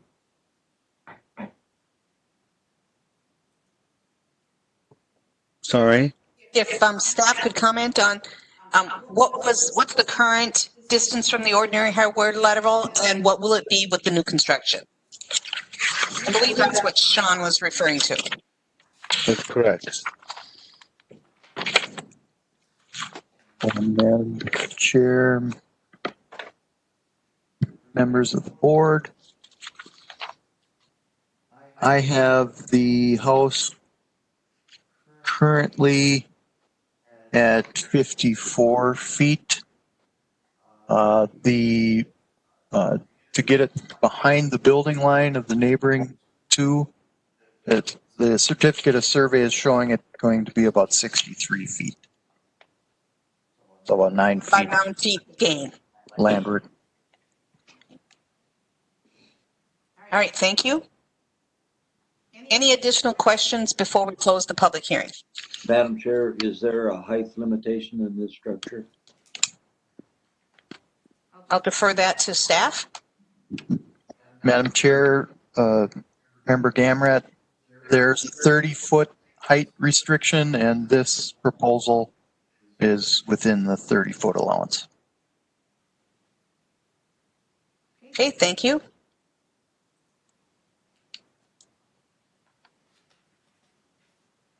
Okay, I believe we're approaching being able to close the public hearing. Do we have any discussion or a motion to close?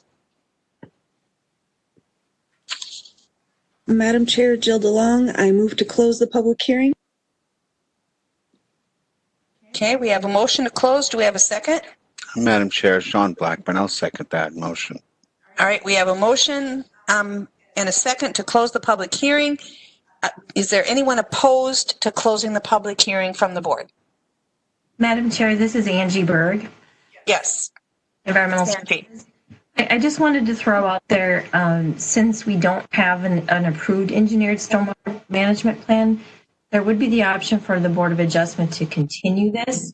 And I only say that because if you're so inclined to grant the variance with the condition that a stormwater management plan is approved, it could be that a stormwater management plan can't be approved based on the home size and the proposed impervious, the soils, the drainage, the topos, etc. So just keep that in mind that I can't guarantee that we're going to get an approved plan without something needing to change. Okay. And then if I could just let the applicants know, not having an approved plan can have a significant effect on how the board would vote this evening. Whether they would approve or disapprove, I don't know. But just so that you're aware of that, would the applicant be open to continuing this public hearing until the stormwater management plan would be available to us?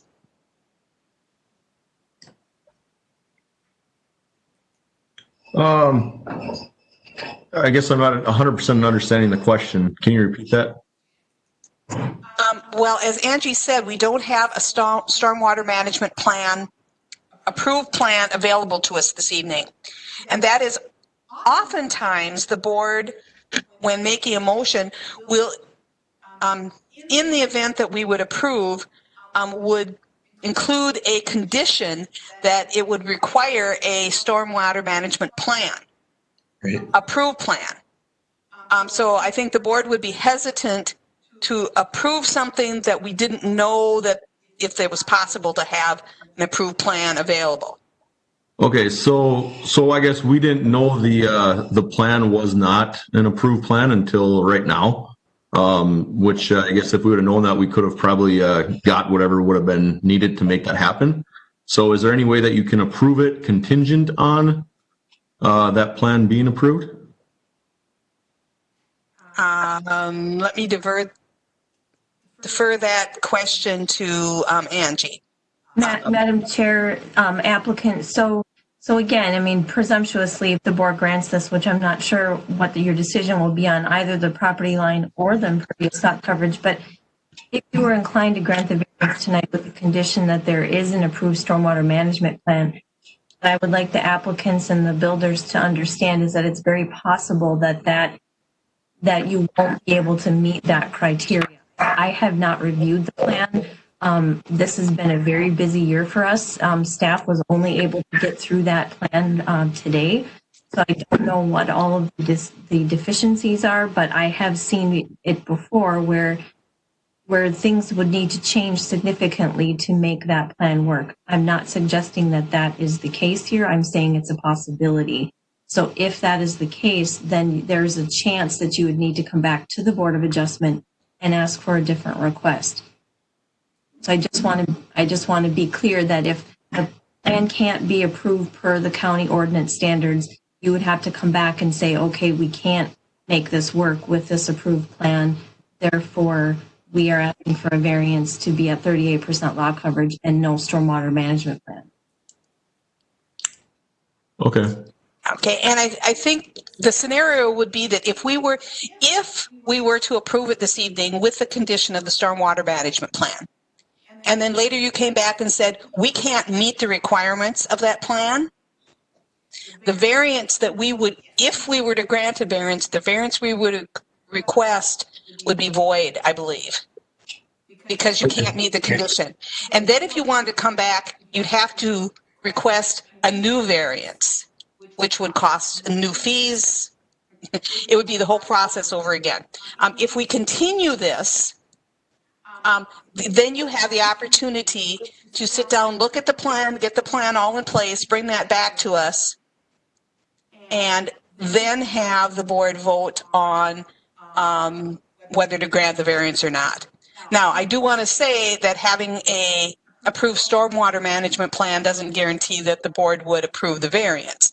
But I'm just saying it could drag the process out if we did not continue it. And if you did not have a plan that was approved, it could drag the process out for you longer and more expensively. Okay. Yeah, I get it. And I mean, we're hoping to put the foundation in yet before freeze up if everything goes through. So I don't know. I guess if Mark and Lisa have other thoughts, but I'm thinking we go for it. And I totally get it. If for some reason we couldn't come up with a stormwater plan, then I guess it would be void.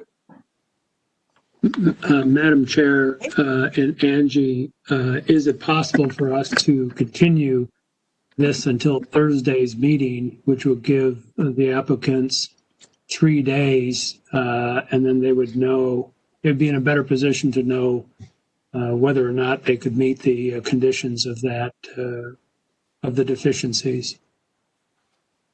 Madam Chair, Angie Berg, Dennis, I do believe that that would be an option, but what I can't assure you is that if we get, because I have not reviewed staff's analysis of the stormwater plan, I don't know what all needs to be submitted. And so if what needs to be submitted only comes to us on Thursday at 3 o'clock and I don't have staff to work on that before the night's meeting, then we won't be able to give you an answer that evening. So we're not trying to hold this up, but just understand that we have other projects and inspections that we're lined up to do. So it's all a timing issue. And simply my thought was we could continue it to Thursday if that would be the applicant's choice. And then on Thursday, we could either address it if they wanted us to, or continue it on to the next meeting if that was their choice. It would give them a chance to chat about it as well. Madam Chair, Jill DeLong, there's also the November 5th meeting, which isn't that far out either. All right, does the applicant have, a preference? what do Mark and Lisa think? I guess this all came to kind of a shock to me, as that part of it was incomplete. This is the first we heard of it.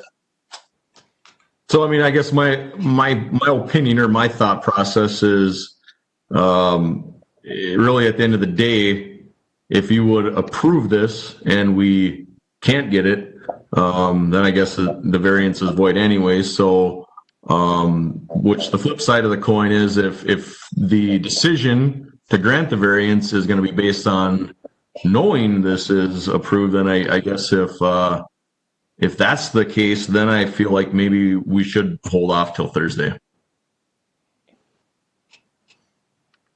Well, we're giving that option to you. I can't guarantee, because the board hasn't, voted. We haven't done the findings yet. What direction it's going to go. But what do other board members feel about this? I heard from the contractor. What about the applicant themselves? Madam Chair, Angie Berg, one last thing, and then I'll let others talk. The other option would be to have your discussion tonight related to the property line setback. In the event that you wanted to split the findings on this, act on the property line setback, and that would obviously change, some impervious lot coverage if that would not be approved. So I'm just throwing that out there, if that would help the applicants and the contractors move forward, at least knowing what needs to be changed in the next several days. Yes, and what she's referring to is, there's two parts to this request, and that is the side yard setback and the amount of impervious surface. And we can do that as two findings, and you could move ahead with your plan for the setback if that were to be approved. And you'd only have one thing to work out, the impervious surface, if that is the question. Yeah, I'm okay with that if Mark and Lisa are. Yes, that's fine with us too. All right, then I need to find the feelings of the board of doing findings on the side yard setback this evening and continuing the portion of the request that would be in regard to the impervious surface. Is that acceptable to board members? I can do a roll call on that to find out if that's acceptable. Dennis? I would prefer to continue both actions. Okay, you would like to continue both. Jill? I'd like to continue both as well. I feel like the ground, when I was there, a lot of the concrete had sunk. It looked like there's lots of water under there. It sounds like the pervious pavers is questionable due to the amount of water under the ground. I think that the stormwater plan is really essential to this. All right, Mike? I also agree. I think we just forward the whole thing to either the next meeting or November 5th, actually. All right. Dave? Yep, I would say to continue it, and I'm a little concerned if the 4 foot from the property line will change the value of the property of the lot next to it. For the people that end up with that lot, then 4 feet maybe is closer than what the rule is.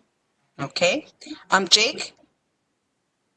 Yeah, probably move both of them forward to whatever meeting is fine with me. Okay, and Sean? Yeah, I guess I'll go along with all that. Okay, and I will as well. So if we could leave that to the applicant.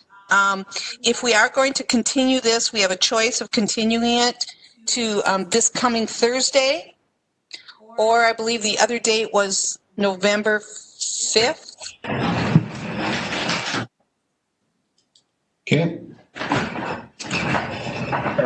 Do we need to pick right now? I think we have some comment from staff. Go ahead, Dave. Okay, Madam Chair, members of the board, applicants, I'm not sure what the engineer's availability is to address these items. There is 7 items on the letter from staff that reviewed stormwater plan.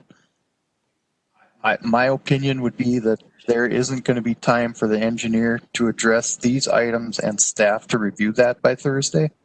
Now, we can continue it to Thursday, but I really don't see any way that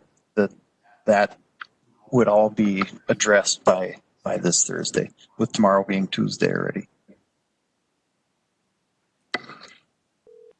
Thank you. Okay, thank you. Then the next meeting, do I have the date correct? November 5th?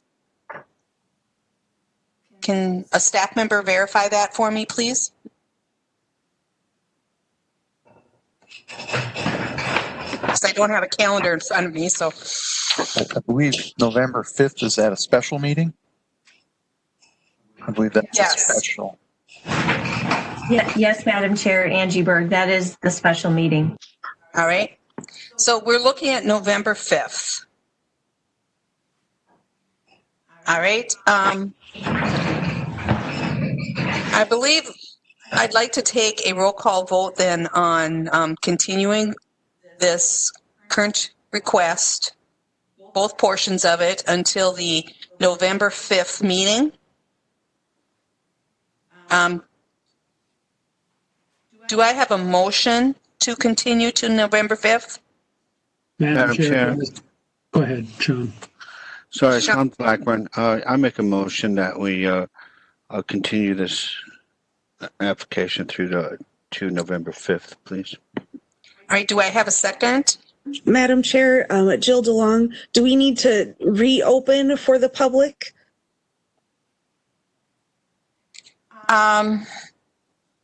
Yes, Madam Chair, that would be appropriate. I would think so, because if we change anything, yes, we would reopen the public hearing then on the 5th. Madam Chair, Jill DeLong, I move that we continue, I second the move to continue, and also move that we reopen the public hearing. All right. Dennis? I believe Sean made the, or you're just asking? Yes. I'm doing roll call on this motion. Yes. Okay. Yes. Mike? Yes. Dave? Yes. Jake? I see him nodding his head. I think you're muted. Yep, I'm good with that. All right, and I also would be a yes. So this item is continued until the November 5th meeting. If the applicant would like to, contact staff via phone, if there's any questions about what those requirements are, what they need to do in order to get that stormwater management plan approved. And then, and just to reassure or just to make things clear to the applicant, this does not indicate that their variance would be approved or disapproved, because we're continuing it. It's still up in the air. All right. So, thank you. And we will, see you again on the 5th. Okay. Thank you very much for your, thank you. Okay. Our next item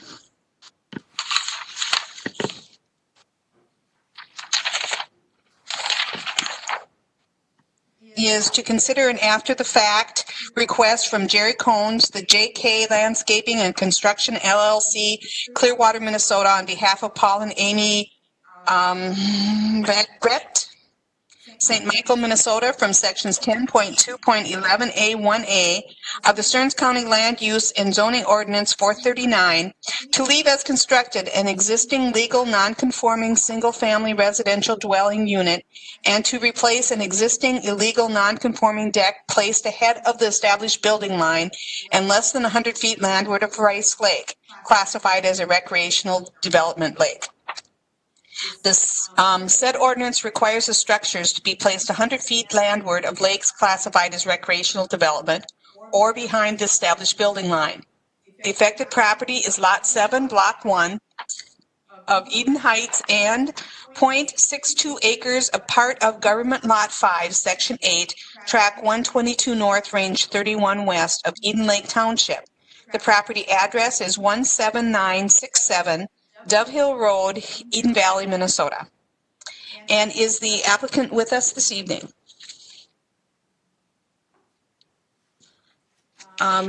Yes. All right, and that's Jerry Cones? Yes.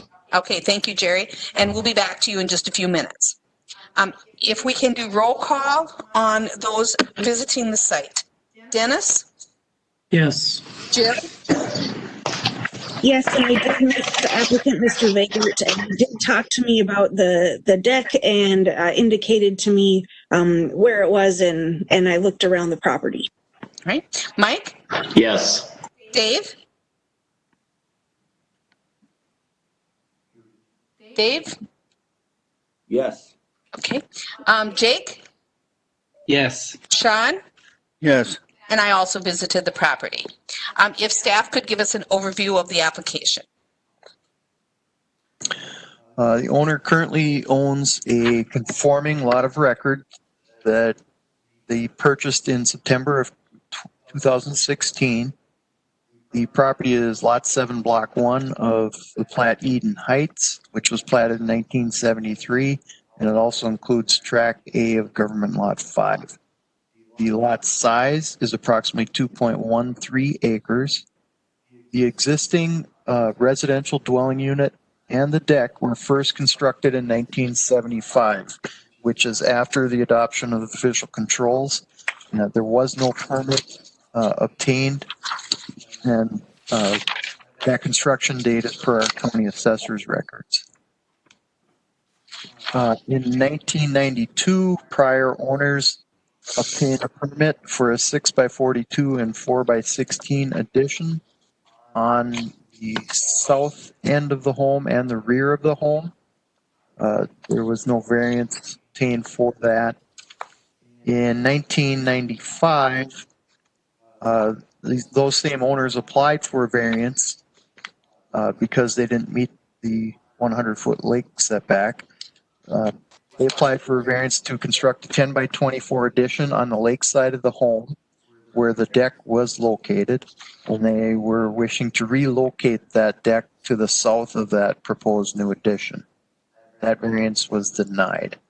In September of that same year, 1995, they obtained a permit for a 16x28 addition on the north side of the home. No variance obtained. The applicant now would like to permit that existing dwelling after the fact. It was constructed again in 1975, so they'd like to permit it. It's been there 45 years. And then they would like to replace the existing deck to the same dimensions. The deck is 63 feet from the ordinary high water level of Rice Lake, and the house is 73.5 feet landward of the ordinary high water level. This property is located in an R1 zoning district. It is, of course, in shoreland. It's partially in floodplain, just the frontage. The house and the deck are not in floodplain. And it's a recreational development lake. Rice Lake is on the impaired waters list for mercury in fish and algal blooms and excessive nutrients. The septic system has been certified in June of this past summer, and it is compliant. The impervious lot coverage is not an issue, well below the threshold. Eden Lake Township, the Rice Lake Association, North Fork of the Crow River Watershed District, DNR, and owners within 500 feet have been notified of the request. I do not have any correspondence, Madam Chair, so you can take it away. All right, thank you. And if our the representative for the applicant, if you'd like to share with us your thoughts.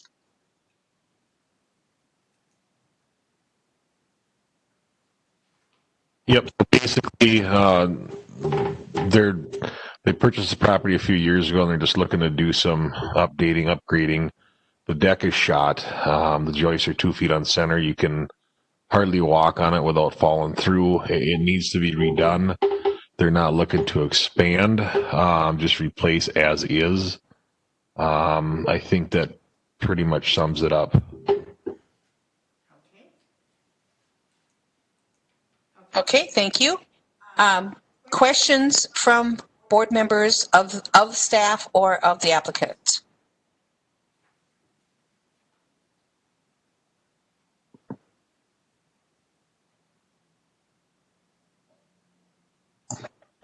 Madam Chair, Mike Hain, just to kind of confirm something, are we trying to approve after the fact on the addition that was built many years ago as well as this deck? Madam Chair, if I'm. Go ahead. Member Hain, this would not be an approval for any of the additions. This is to approve the existing dwelling that was never permitted, and then replacement of the deck that also was never permitted. There were permits obtained for those additions without variances, but there were permits obtained, so those are not part of the request.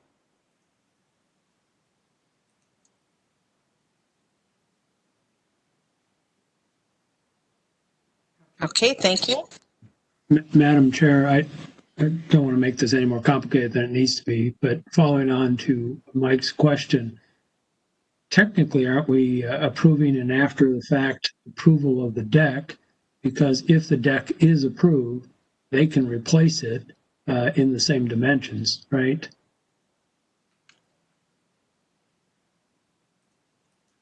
Madam Chair, Member Gregory, we are hearing a request for the deck, yes. If that answers your question, I'm not sure if that does.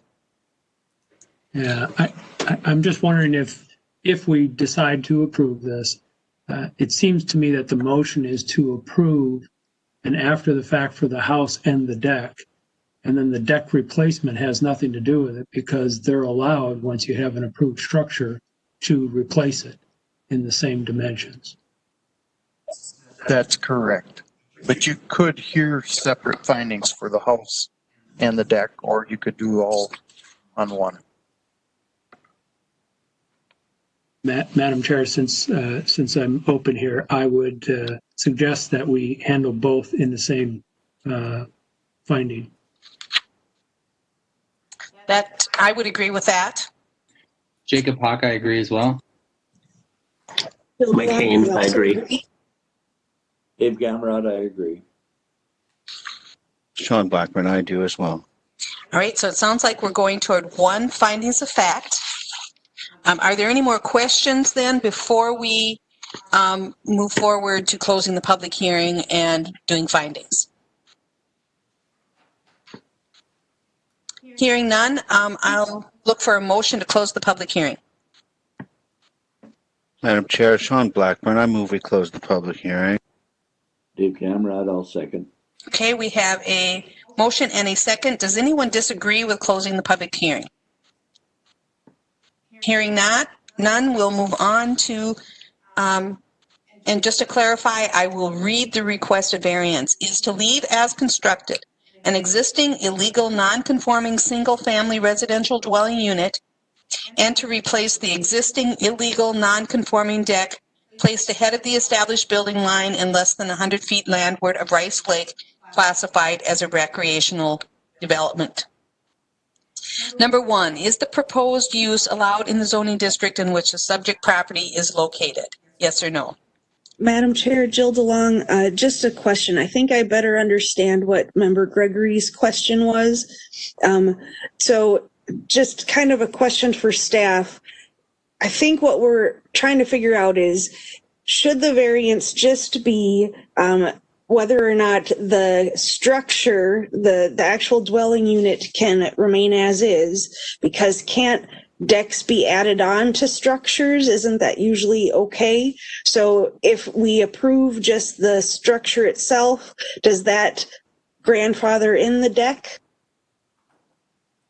I believe it might be a sticky issue because it's less than the 100 feet of less than 100 feet from the lake for the deck. I'm not sure if that's why we're needing to do both. Madam Chair, this variance is to allow the home to stay as placed in 1975 without a permit or variance. It, of course, does not meet the setback. And there's nothing being done with the home. It would just be allowed to remain. And then the deck, as it is, would be replaced. And if hypothetically a variance were granted, that would then legalize the deck. And yes, in 15 years, they could replace it again with a permit in that same location. If there were an expansion, another variance would need to be sought. Thank you for the clarification. Sure, thank you. Okay, I believe we're ready then to do findings. We're on question number 1. Is the proposed use allowed in the zoning district in which the subject property is located, yes or no? Madam Chair, just along, it is zoned R1 and having a home with a deck is allowed in R1. All right, we have a yes for number 1. Does anyone disagree with yes for 1? We'll mark that as unanimous yes. Number 2, is the variance in harmony with the general purposes and intent of the official controls?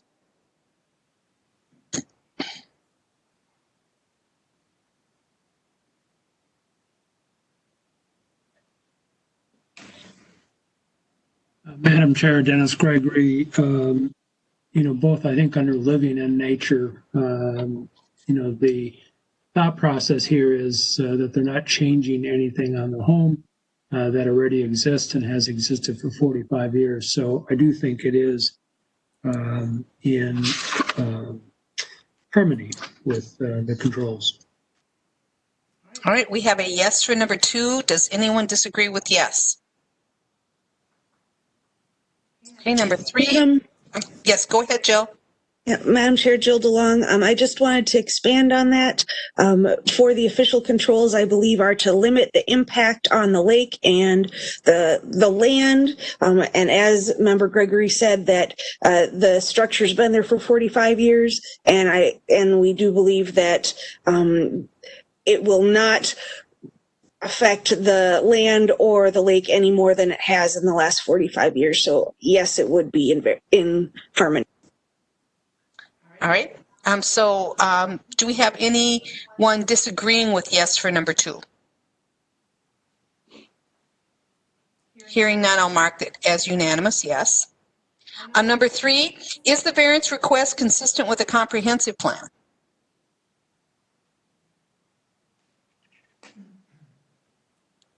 Madam Chair, Dennis Gregory, under living goals, number 3, supporting housing options that give people in all life stages and all economic means viable choices for safe, stable, and affordable homes. And again, this is a home that has existed for 45 years.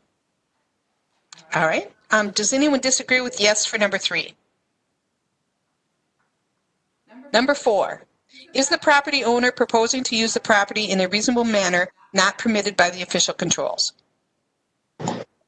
Madam Chair, Mike Hayne, I believe it's reasonable to want to fix an unsafe deck.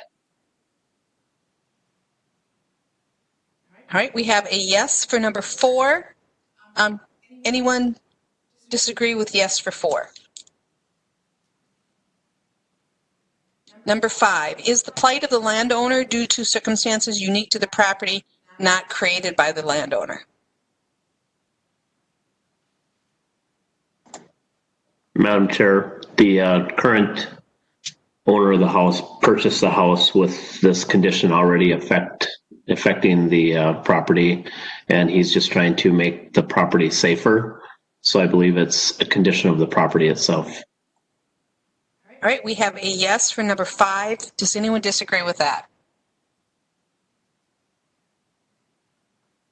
Okay, number 6, will the variance maintain the essential character of the locality? Well, I'm going to say it does because it's been there for 45 years and it's not changing. Does anyone disagree with yes for number 6? Number 7, the need for the variance involves more than economic considerations.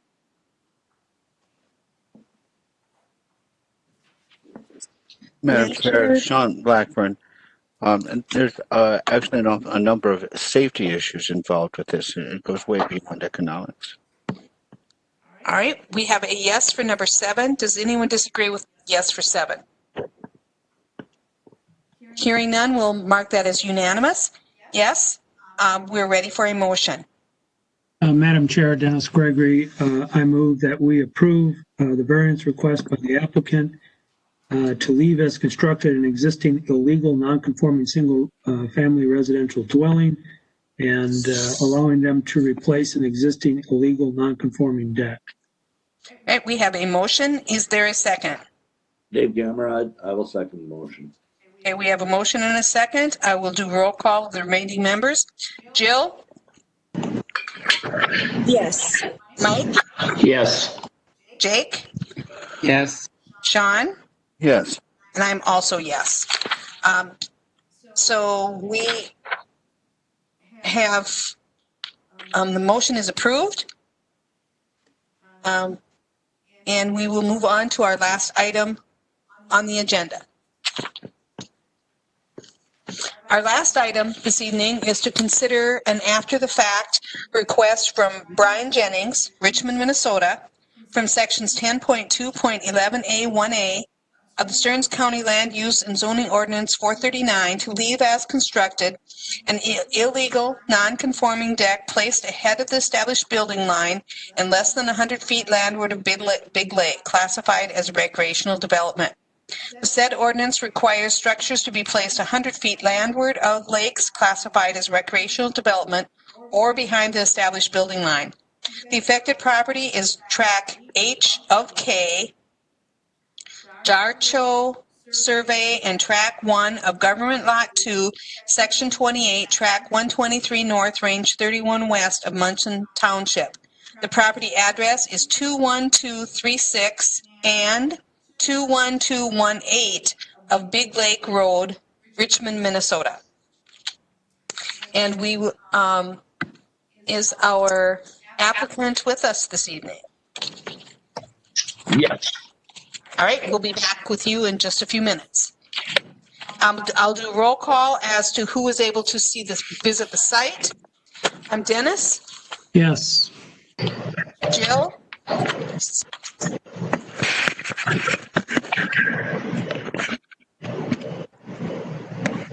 I'll come back to Jill. Mike? Yes. Dave? Jill's a yes. Okay, Yes. thank you. Okay, Dave, and Dave was yes. Jake? Yes. Sean? Yes. And I also was there. All right, if staff could give us their report. The applicant purchased the property in June of 2019. The property size is 27,361 square feet or 0.63 acres with the two parcels combined. And that's per the submitted certificate of survey. A variance was granted in September of 1972 to construct the cabin 80 feet landward of the lake. An ensuing construction site permit was then granted in October of 72 to construct a 24 by 30 cabin 80 feet landward of the lake. A deck was not included on that permit. A deck was constructed without a valid permit in 1983, and that's per the county assessor's records. The applicant has submitted some photos showing the home and deck being constructed. I don't know what year that was, but I presume it was 1972. The Environmental Services Department received a complaint in August of 2019 about the deck being built without a permit. That complaint was valid. The deck is 61.3 feet landward of the ordinary high water level of Big Lake, and it's ahead of the established building line. This property lies in R1 zoning district, and it is within the shoreland overlay of Big Lake, which is a recreational development lake. And that lake is on the impaired waters list for mercury and fish. There was a new septic system installed in July of 2020. That certificate of compliance has not been issued yet for the system at this juncture. The impervious lot coverage per certificate of survey is 4.3%. Munson Township, DNR, Stock River Watershed District, Big Lake Association, and property owners within 500 feet have been notified of the request. I, again, have no correspondence for this request, so Madam Chair, it's all yours.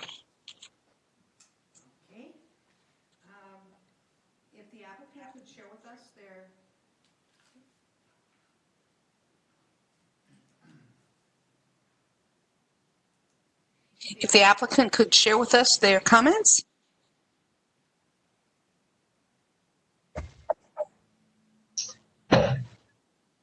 Yeah, I guess I wasn't aware there wasn't a permit. They do have pictures of when the deck was originally constructed with the house. But if there wasn't a permit at that time, I couldn't tell you.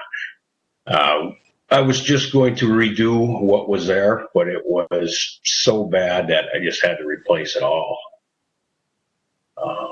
And now I'm just looking at keeping what's there, I guess.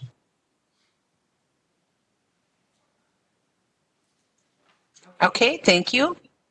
I have a question for either staff or the applicant. Now, it says that the department received a complaint in August of 2019. Did he cease reconstruction of the deck at that time then, or how is it that it's over a year since that complaint was made and now we're hearing it? Madam Chair, it's the applicant, Brian can chime in, but it's my understanding the deck was complete when we went out to investigate that. It wasn't a complaint that was assigned to me, so I can't give you a 100% correct answer on that. Okay, that makes sense that it was completed at the time of the complaint. All right. Other questions or comments from members? Madam Chair, Mike Kane, can we look at those pictures from the original construction, the back of the house? Again, do you have those?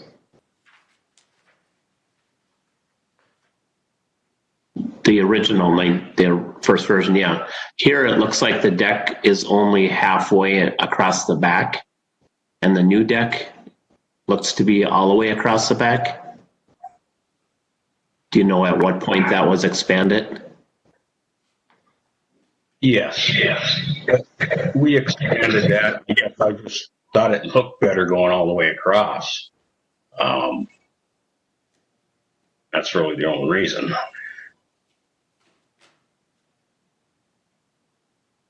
To me, it just looks better having it all the way across than what it did.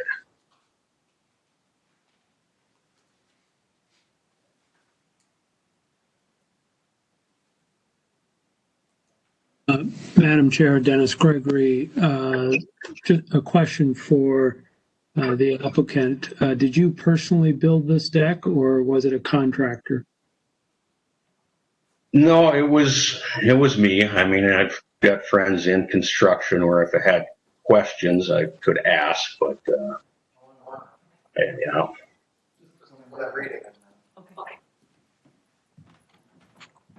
Okay. Other questions or comments? I did, sorry if I could chime in again. Go ahead. I did build it pretty heavy duty. I went bigger. I went with 6x6s instead of 4x4s for the posts, and it's constructed really heavy. Okay. I believe there was a question out there.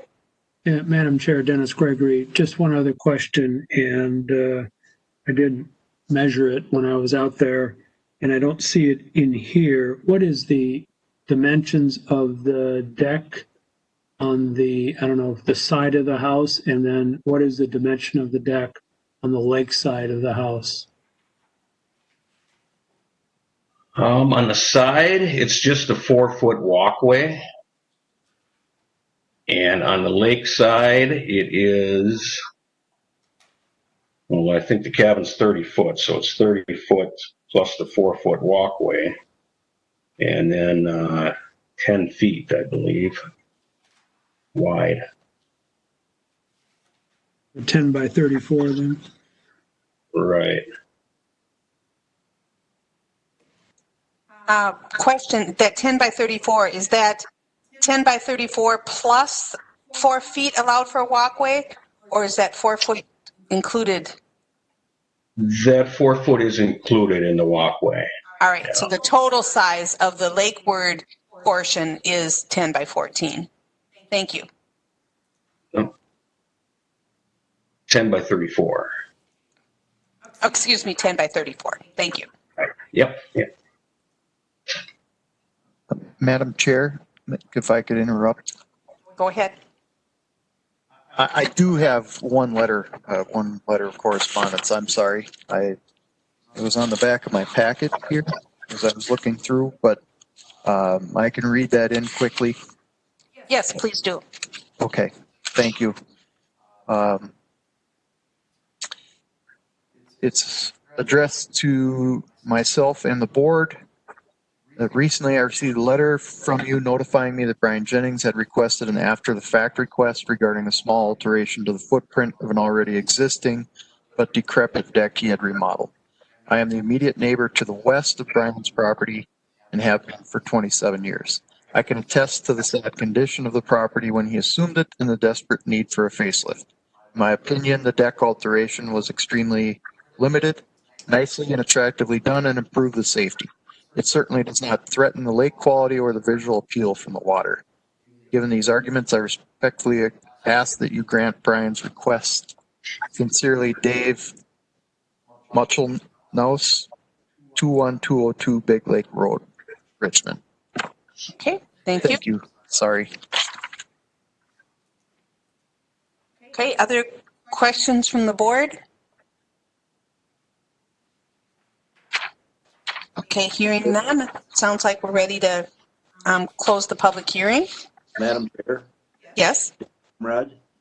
I would have a question. Go ahead. The most striking thing that I saw when I was there was a lot of erosion that is going directly to the lake. That was more upsetting to me than what the construction was. And probably we should concentrate on that part of this thing. Maybe we can better the environment that way. So that was my biggest thing is I saw there was lots of silt that come down that hill, and there's a need for work there. Thank you.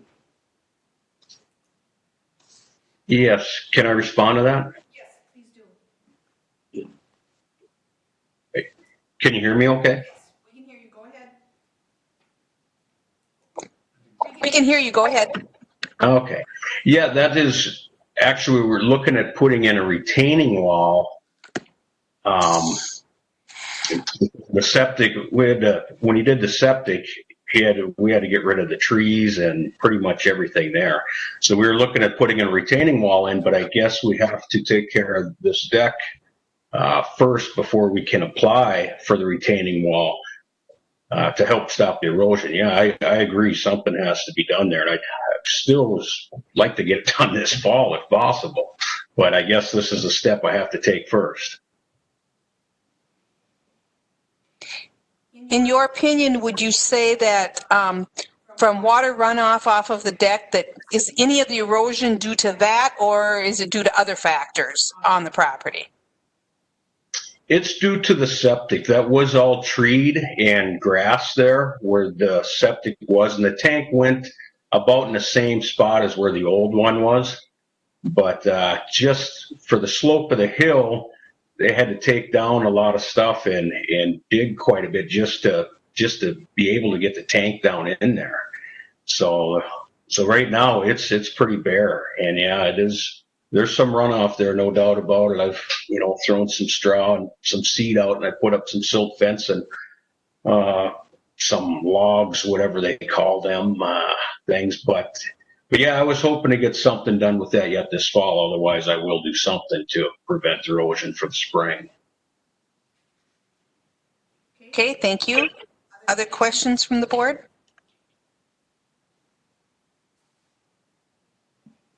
Do I have a motion to close the public hearing? So move. Do we have a second? Dennis Gregory, a second. Okay, we have a motion and a second to close the public hearing. Is there anyone opposed to closing the public hearing? Hearing none, the public hearing is now closed, and we will move on to findings. We'll be using the after-the-fact findings, the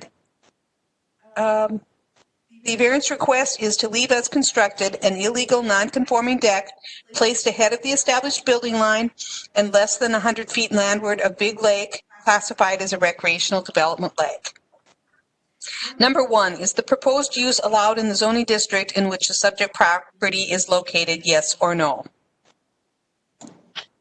Madam Chair, the zoning is R1 and decks are allowed in the R1 zoning district. All right, we have a yes for number 1. Does anyone disagree with yes for number 1?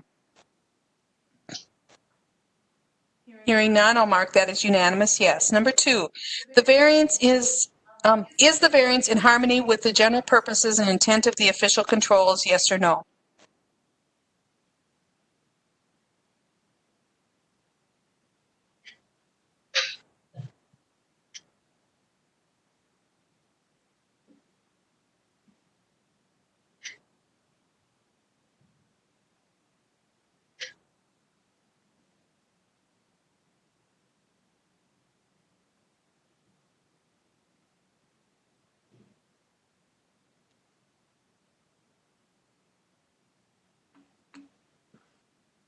I'm sorry, Madam Chair. Refresh my memory. Are we on number 2? Yes.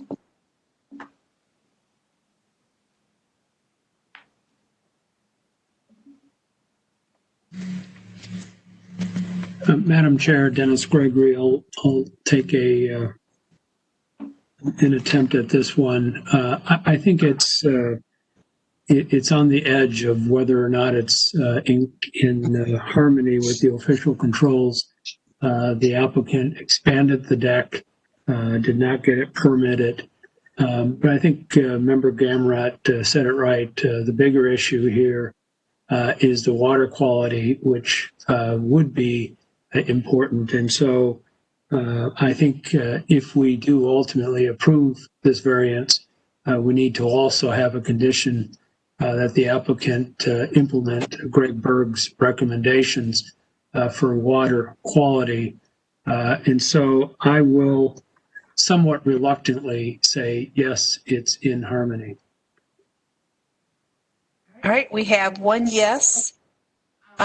Is there anyone that disagrees with yes for number 2?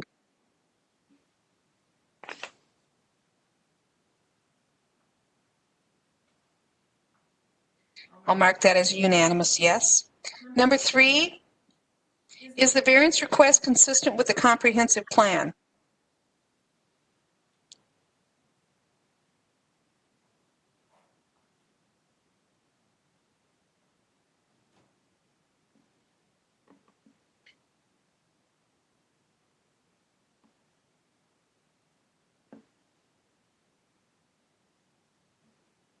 Madam Chair, Sean Blackburn.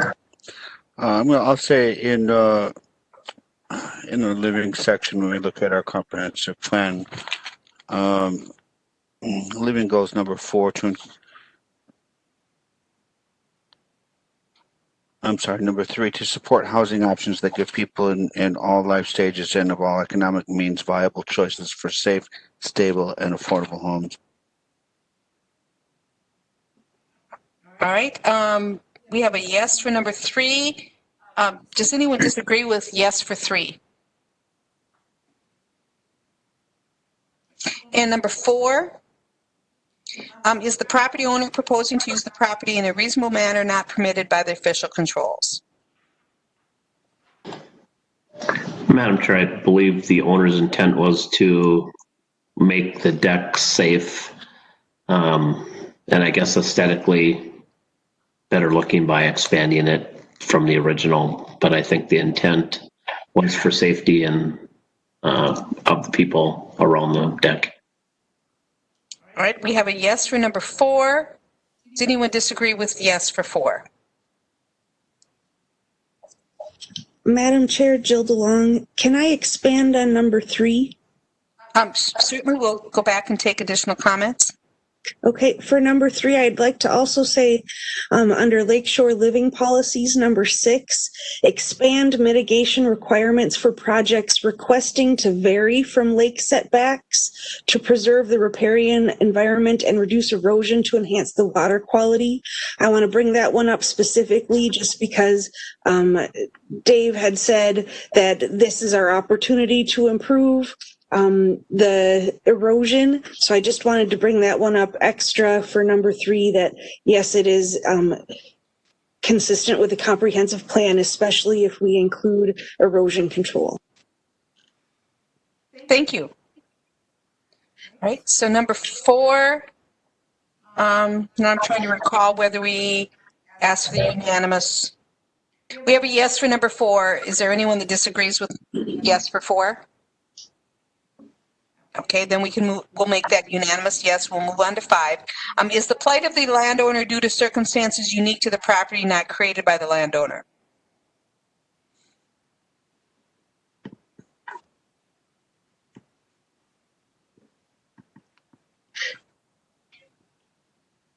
I think, for me, I think I could say yes and no for this one.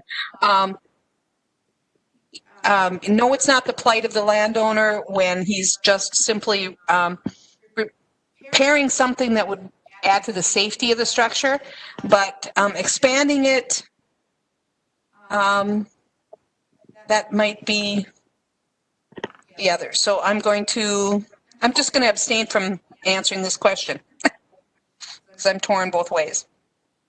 Madam Chair? Yes. Dave Conrad? Yes. I would say that there was probably errors made on the judgment of the permit and things required.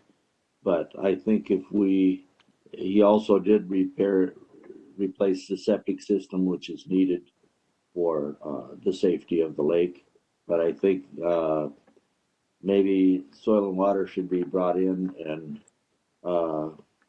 get some recommendations on how to best change this runoff problem so that we have an expert lakeshore management there. Okay, so then are you saying yes or no to number 5? Yes? I would say yes if we get the management. Okay. And so we have a yes for number 5. Does anyone disagree with that? Madam Chair, Jill DeLong, I'm going to say a yes for number 5 because it sounds like the landowner was trying to replace a falling apart property, and so I think that was unique to the property, was the state of disrepair of the property. Okay. All right. Does anyone disagree with yes for number 5? Madam Chair, Sean Blackburn, I would like to add just as an addendum there that there is a page and a lot of information in this packet from Greg Berg about some possible steps to take to mitigate the water and the erosion and stuff. And if we include that, it's in the materials. It can be part of the conditions. Okay. So we have, I believe, 3 yeses with the caveat that we add the erosion control stipulations. Is there anyone that would disagree with it with yes for number 5 as stated? Okay, if not, I'll mark that unanimous, yes. Number 6, will the variance maintain the essential character of the locality?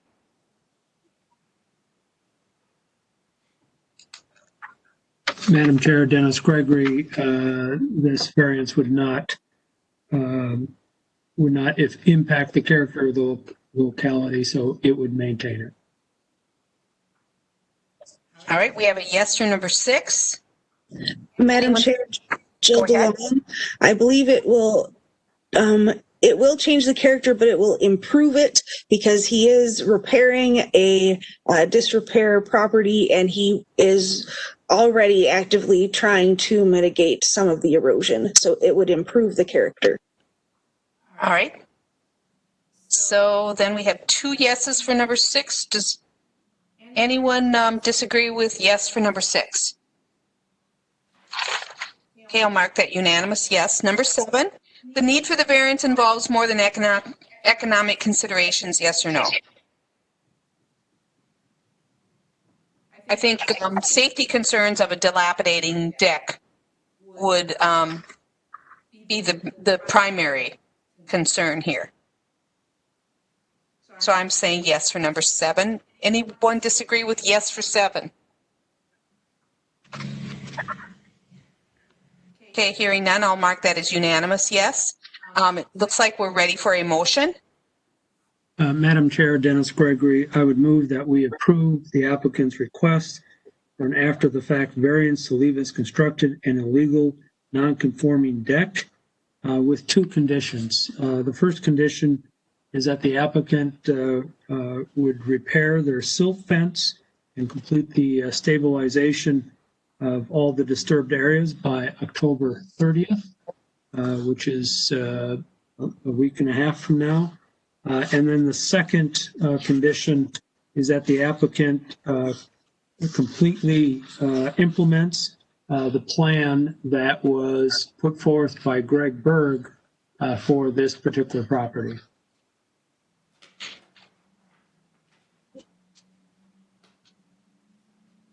All right. And do we have a second on the motion? Madam Chair, Mike Kane, I'll second. All right, we have a motion and a second to approve with 2 conditions: repair the silt fence by the end of the month and meeting the recommendations of the erosion plan presented by Greg Berg. We'll do roll call on those that did not make the motion. Jill? Yes. Dave? Yes.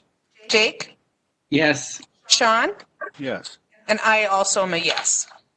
If you have any additional questions on how to implement all of that, please call staff during regular business hours and via the telephone due to COVID restrictions.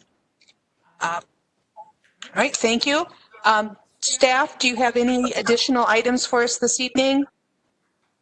Anything to discuss? I'm seeing none. Madam Chair. Questions from the board? Madam Chair, Angie Berg. Yes, Angie. I do believe Dennis Gregory had wanted to discuss the 1 meeting versus 2 meetings. Yes. Yes, go ahead with your concerns on that. Dennis, you can give us an overview of your thoughts and we can jump into the discussion. Yeah, thank you. The thought I have is we all have very busy schedules, and I know what a number of you do, and I know how busy your schedules are. And so it would seem that if we could stay with 1 meeting per month, that would be better. I think our time management in the meetings, while it's good, I have a funny feeling if we had lots of items, certainly there are some questions that I ask and others ask that maybe are as much curiosity as anything. And so I think if we were kind of under the gun, so to speak, we could have a more efficient meeting. I also think we could start earlier. And so if we had 10 applications, I think we could get those done in an evening. If we started at 5:30 in the evening and finished up So I prefer to get another night without a meeting. And I understand that when we don't have very many applications, that's not a big issue. But when we have more, it would be nice to figure out how to do those in one meeting. Thank you. I guess my concern about starting that early is not only for if board meetings or board members' availability, but also for the availability of the applicants. You know, a lot of them, if they're working till 5 o'clock or 5:30 is awfully early for a lot of people that have had an entire work day, and including county staff members that have maybe worked a complete day already and at least want to go home and have supper before they'd come back for an evening meeting. Just some thoughts to consider. Madam Chair Jill DeLong, I agree. I think that even if we were meeting in person, I work till 5 and I usually run a little bit late, so that would not give me enough time to drive from my home even to the site. I don't know anybody else. So going earlier, I think maybe I could happen, but it's easier for me not to. And then to go later, I mean, we only had 5 and it's 9 p.m. already. I don't know how we would fit 10 in an extra hour, especially working all day. I agree with that. This is Sean. And my thoughts, I would basically, I'm better with 2 shorter meetings than 1 long one. And another thought that I have is along that same lines is, if we're that 10th person on the agenda, when it's getting to be 10:30, are we doing justice to them? I tend to, if I've been in a meeting for 3 or 4 hours, when I get to that 4th hour, I'm kind of rushing through things just to get done. And I think, if we want to do justice to everyone. Well, I appreciate your consideration, and it sounds like the majority would like to have 2 meetings. I do think in the future, people interested potentially in serving on the Board of Adjustments may take it into account if they know how many meetings they'll be required to attend. But thank you for your consideration, and we will move on to the 2 meetings. But appreciate that I had a chance to air my thoughts. And I have to comment, I think, I've been on boards with the county from this board to the Planning Commission to a lot of different boards for probably almost 20 years. And I think this has been the most unusual year. And I don't think it was related to COVID necessarily, but of having so many double meetings month after month. I think other years we maybe had a double meeting once during the year. And this year I think has just been very unusual. I don't know if staff can verify that or not, but I think it's not typical. But I appreciate your comments to make people that are coming on board aware of the possibility of extra meetings. Madam Chair, Member Gregory, and others, Angie Berg, we definitely will share the past with upcoming members, and that could include some years that have no double meetings and some years that now have a record, such as this year with 2 a month for 3 months straight and a special meeting. Definitely unprecedented, but all the while still important to let others know.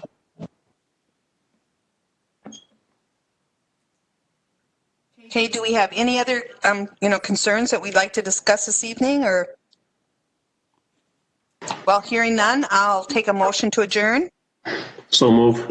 And a second? Okay, we have a motion and a second to adjourn. All in favor? Aye. Aye. Thank you. And Thanks, we will everyone. see you on Thursday. Thursday. Thank you.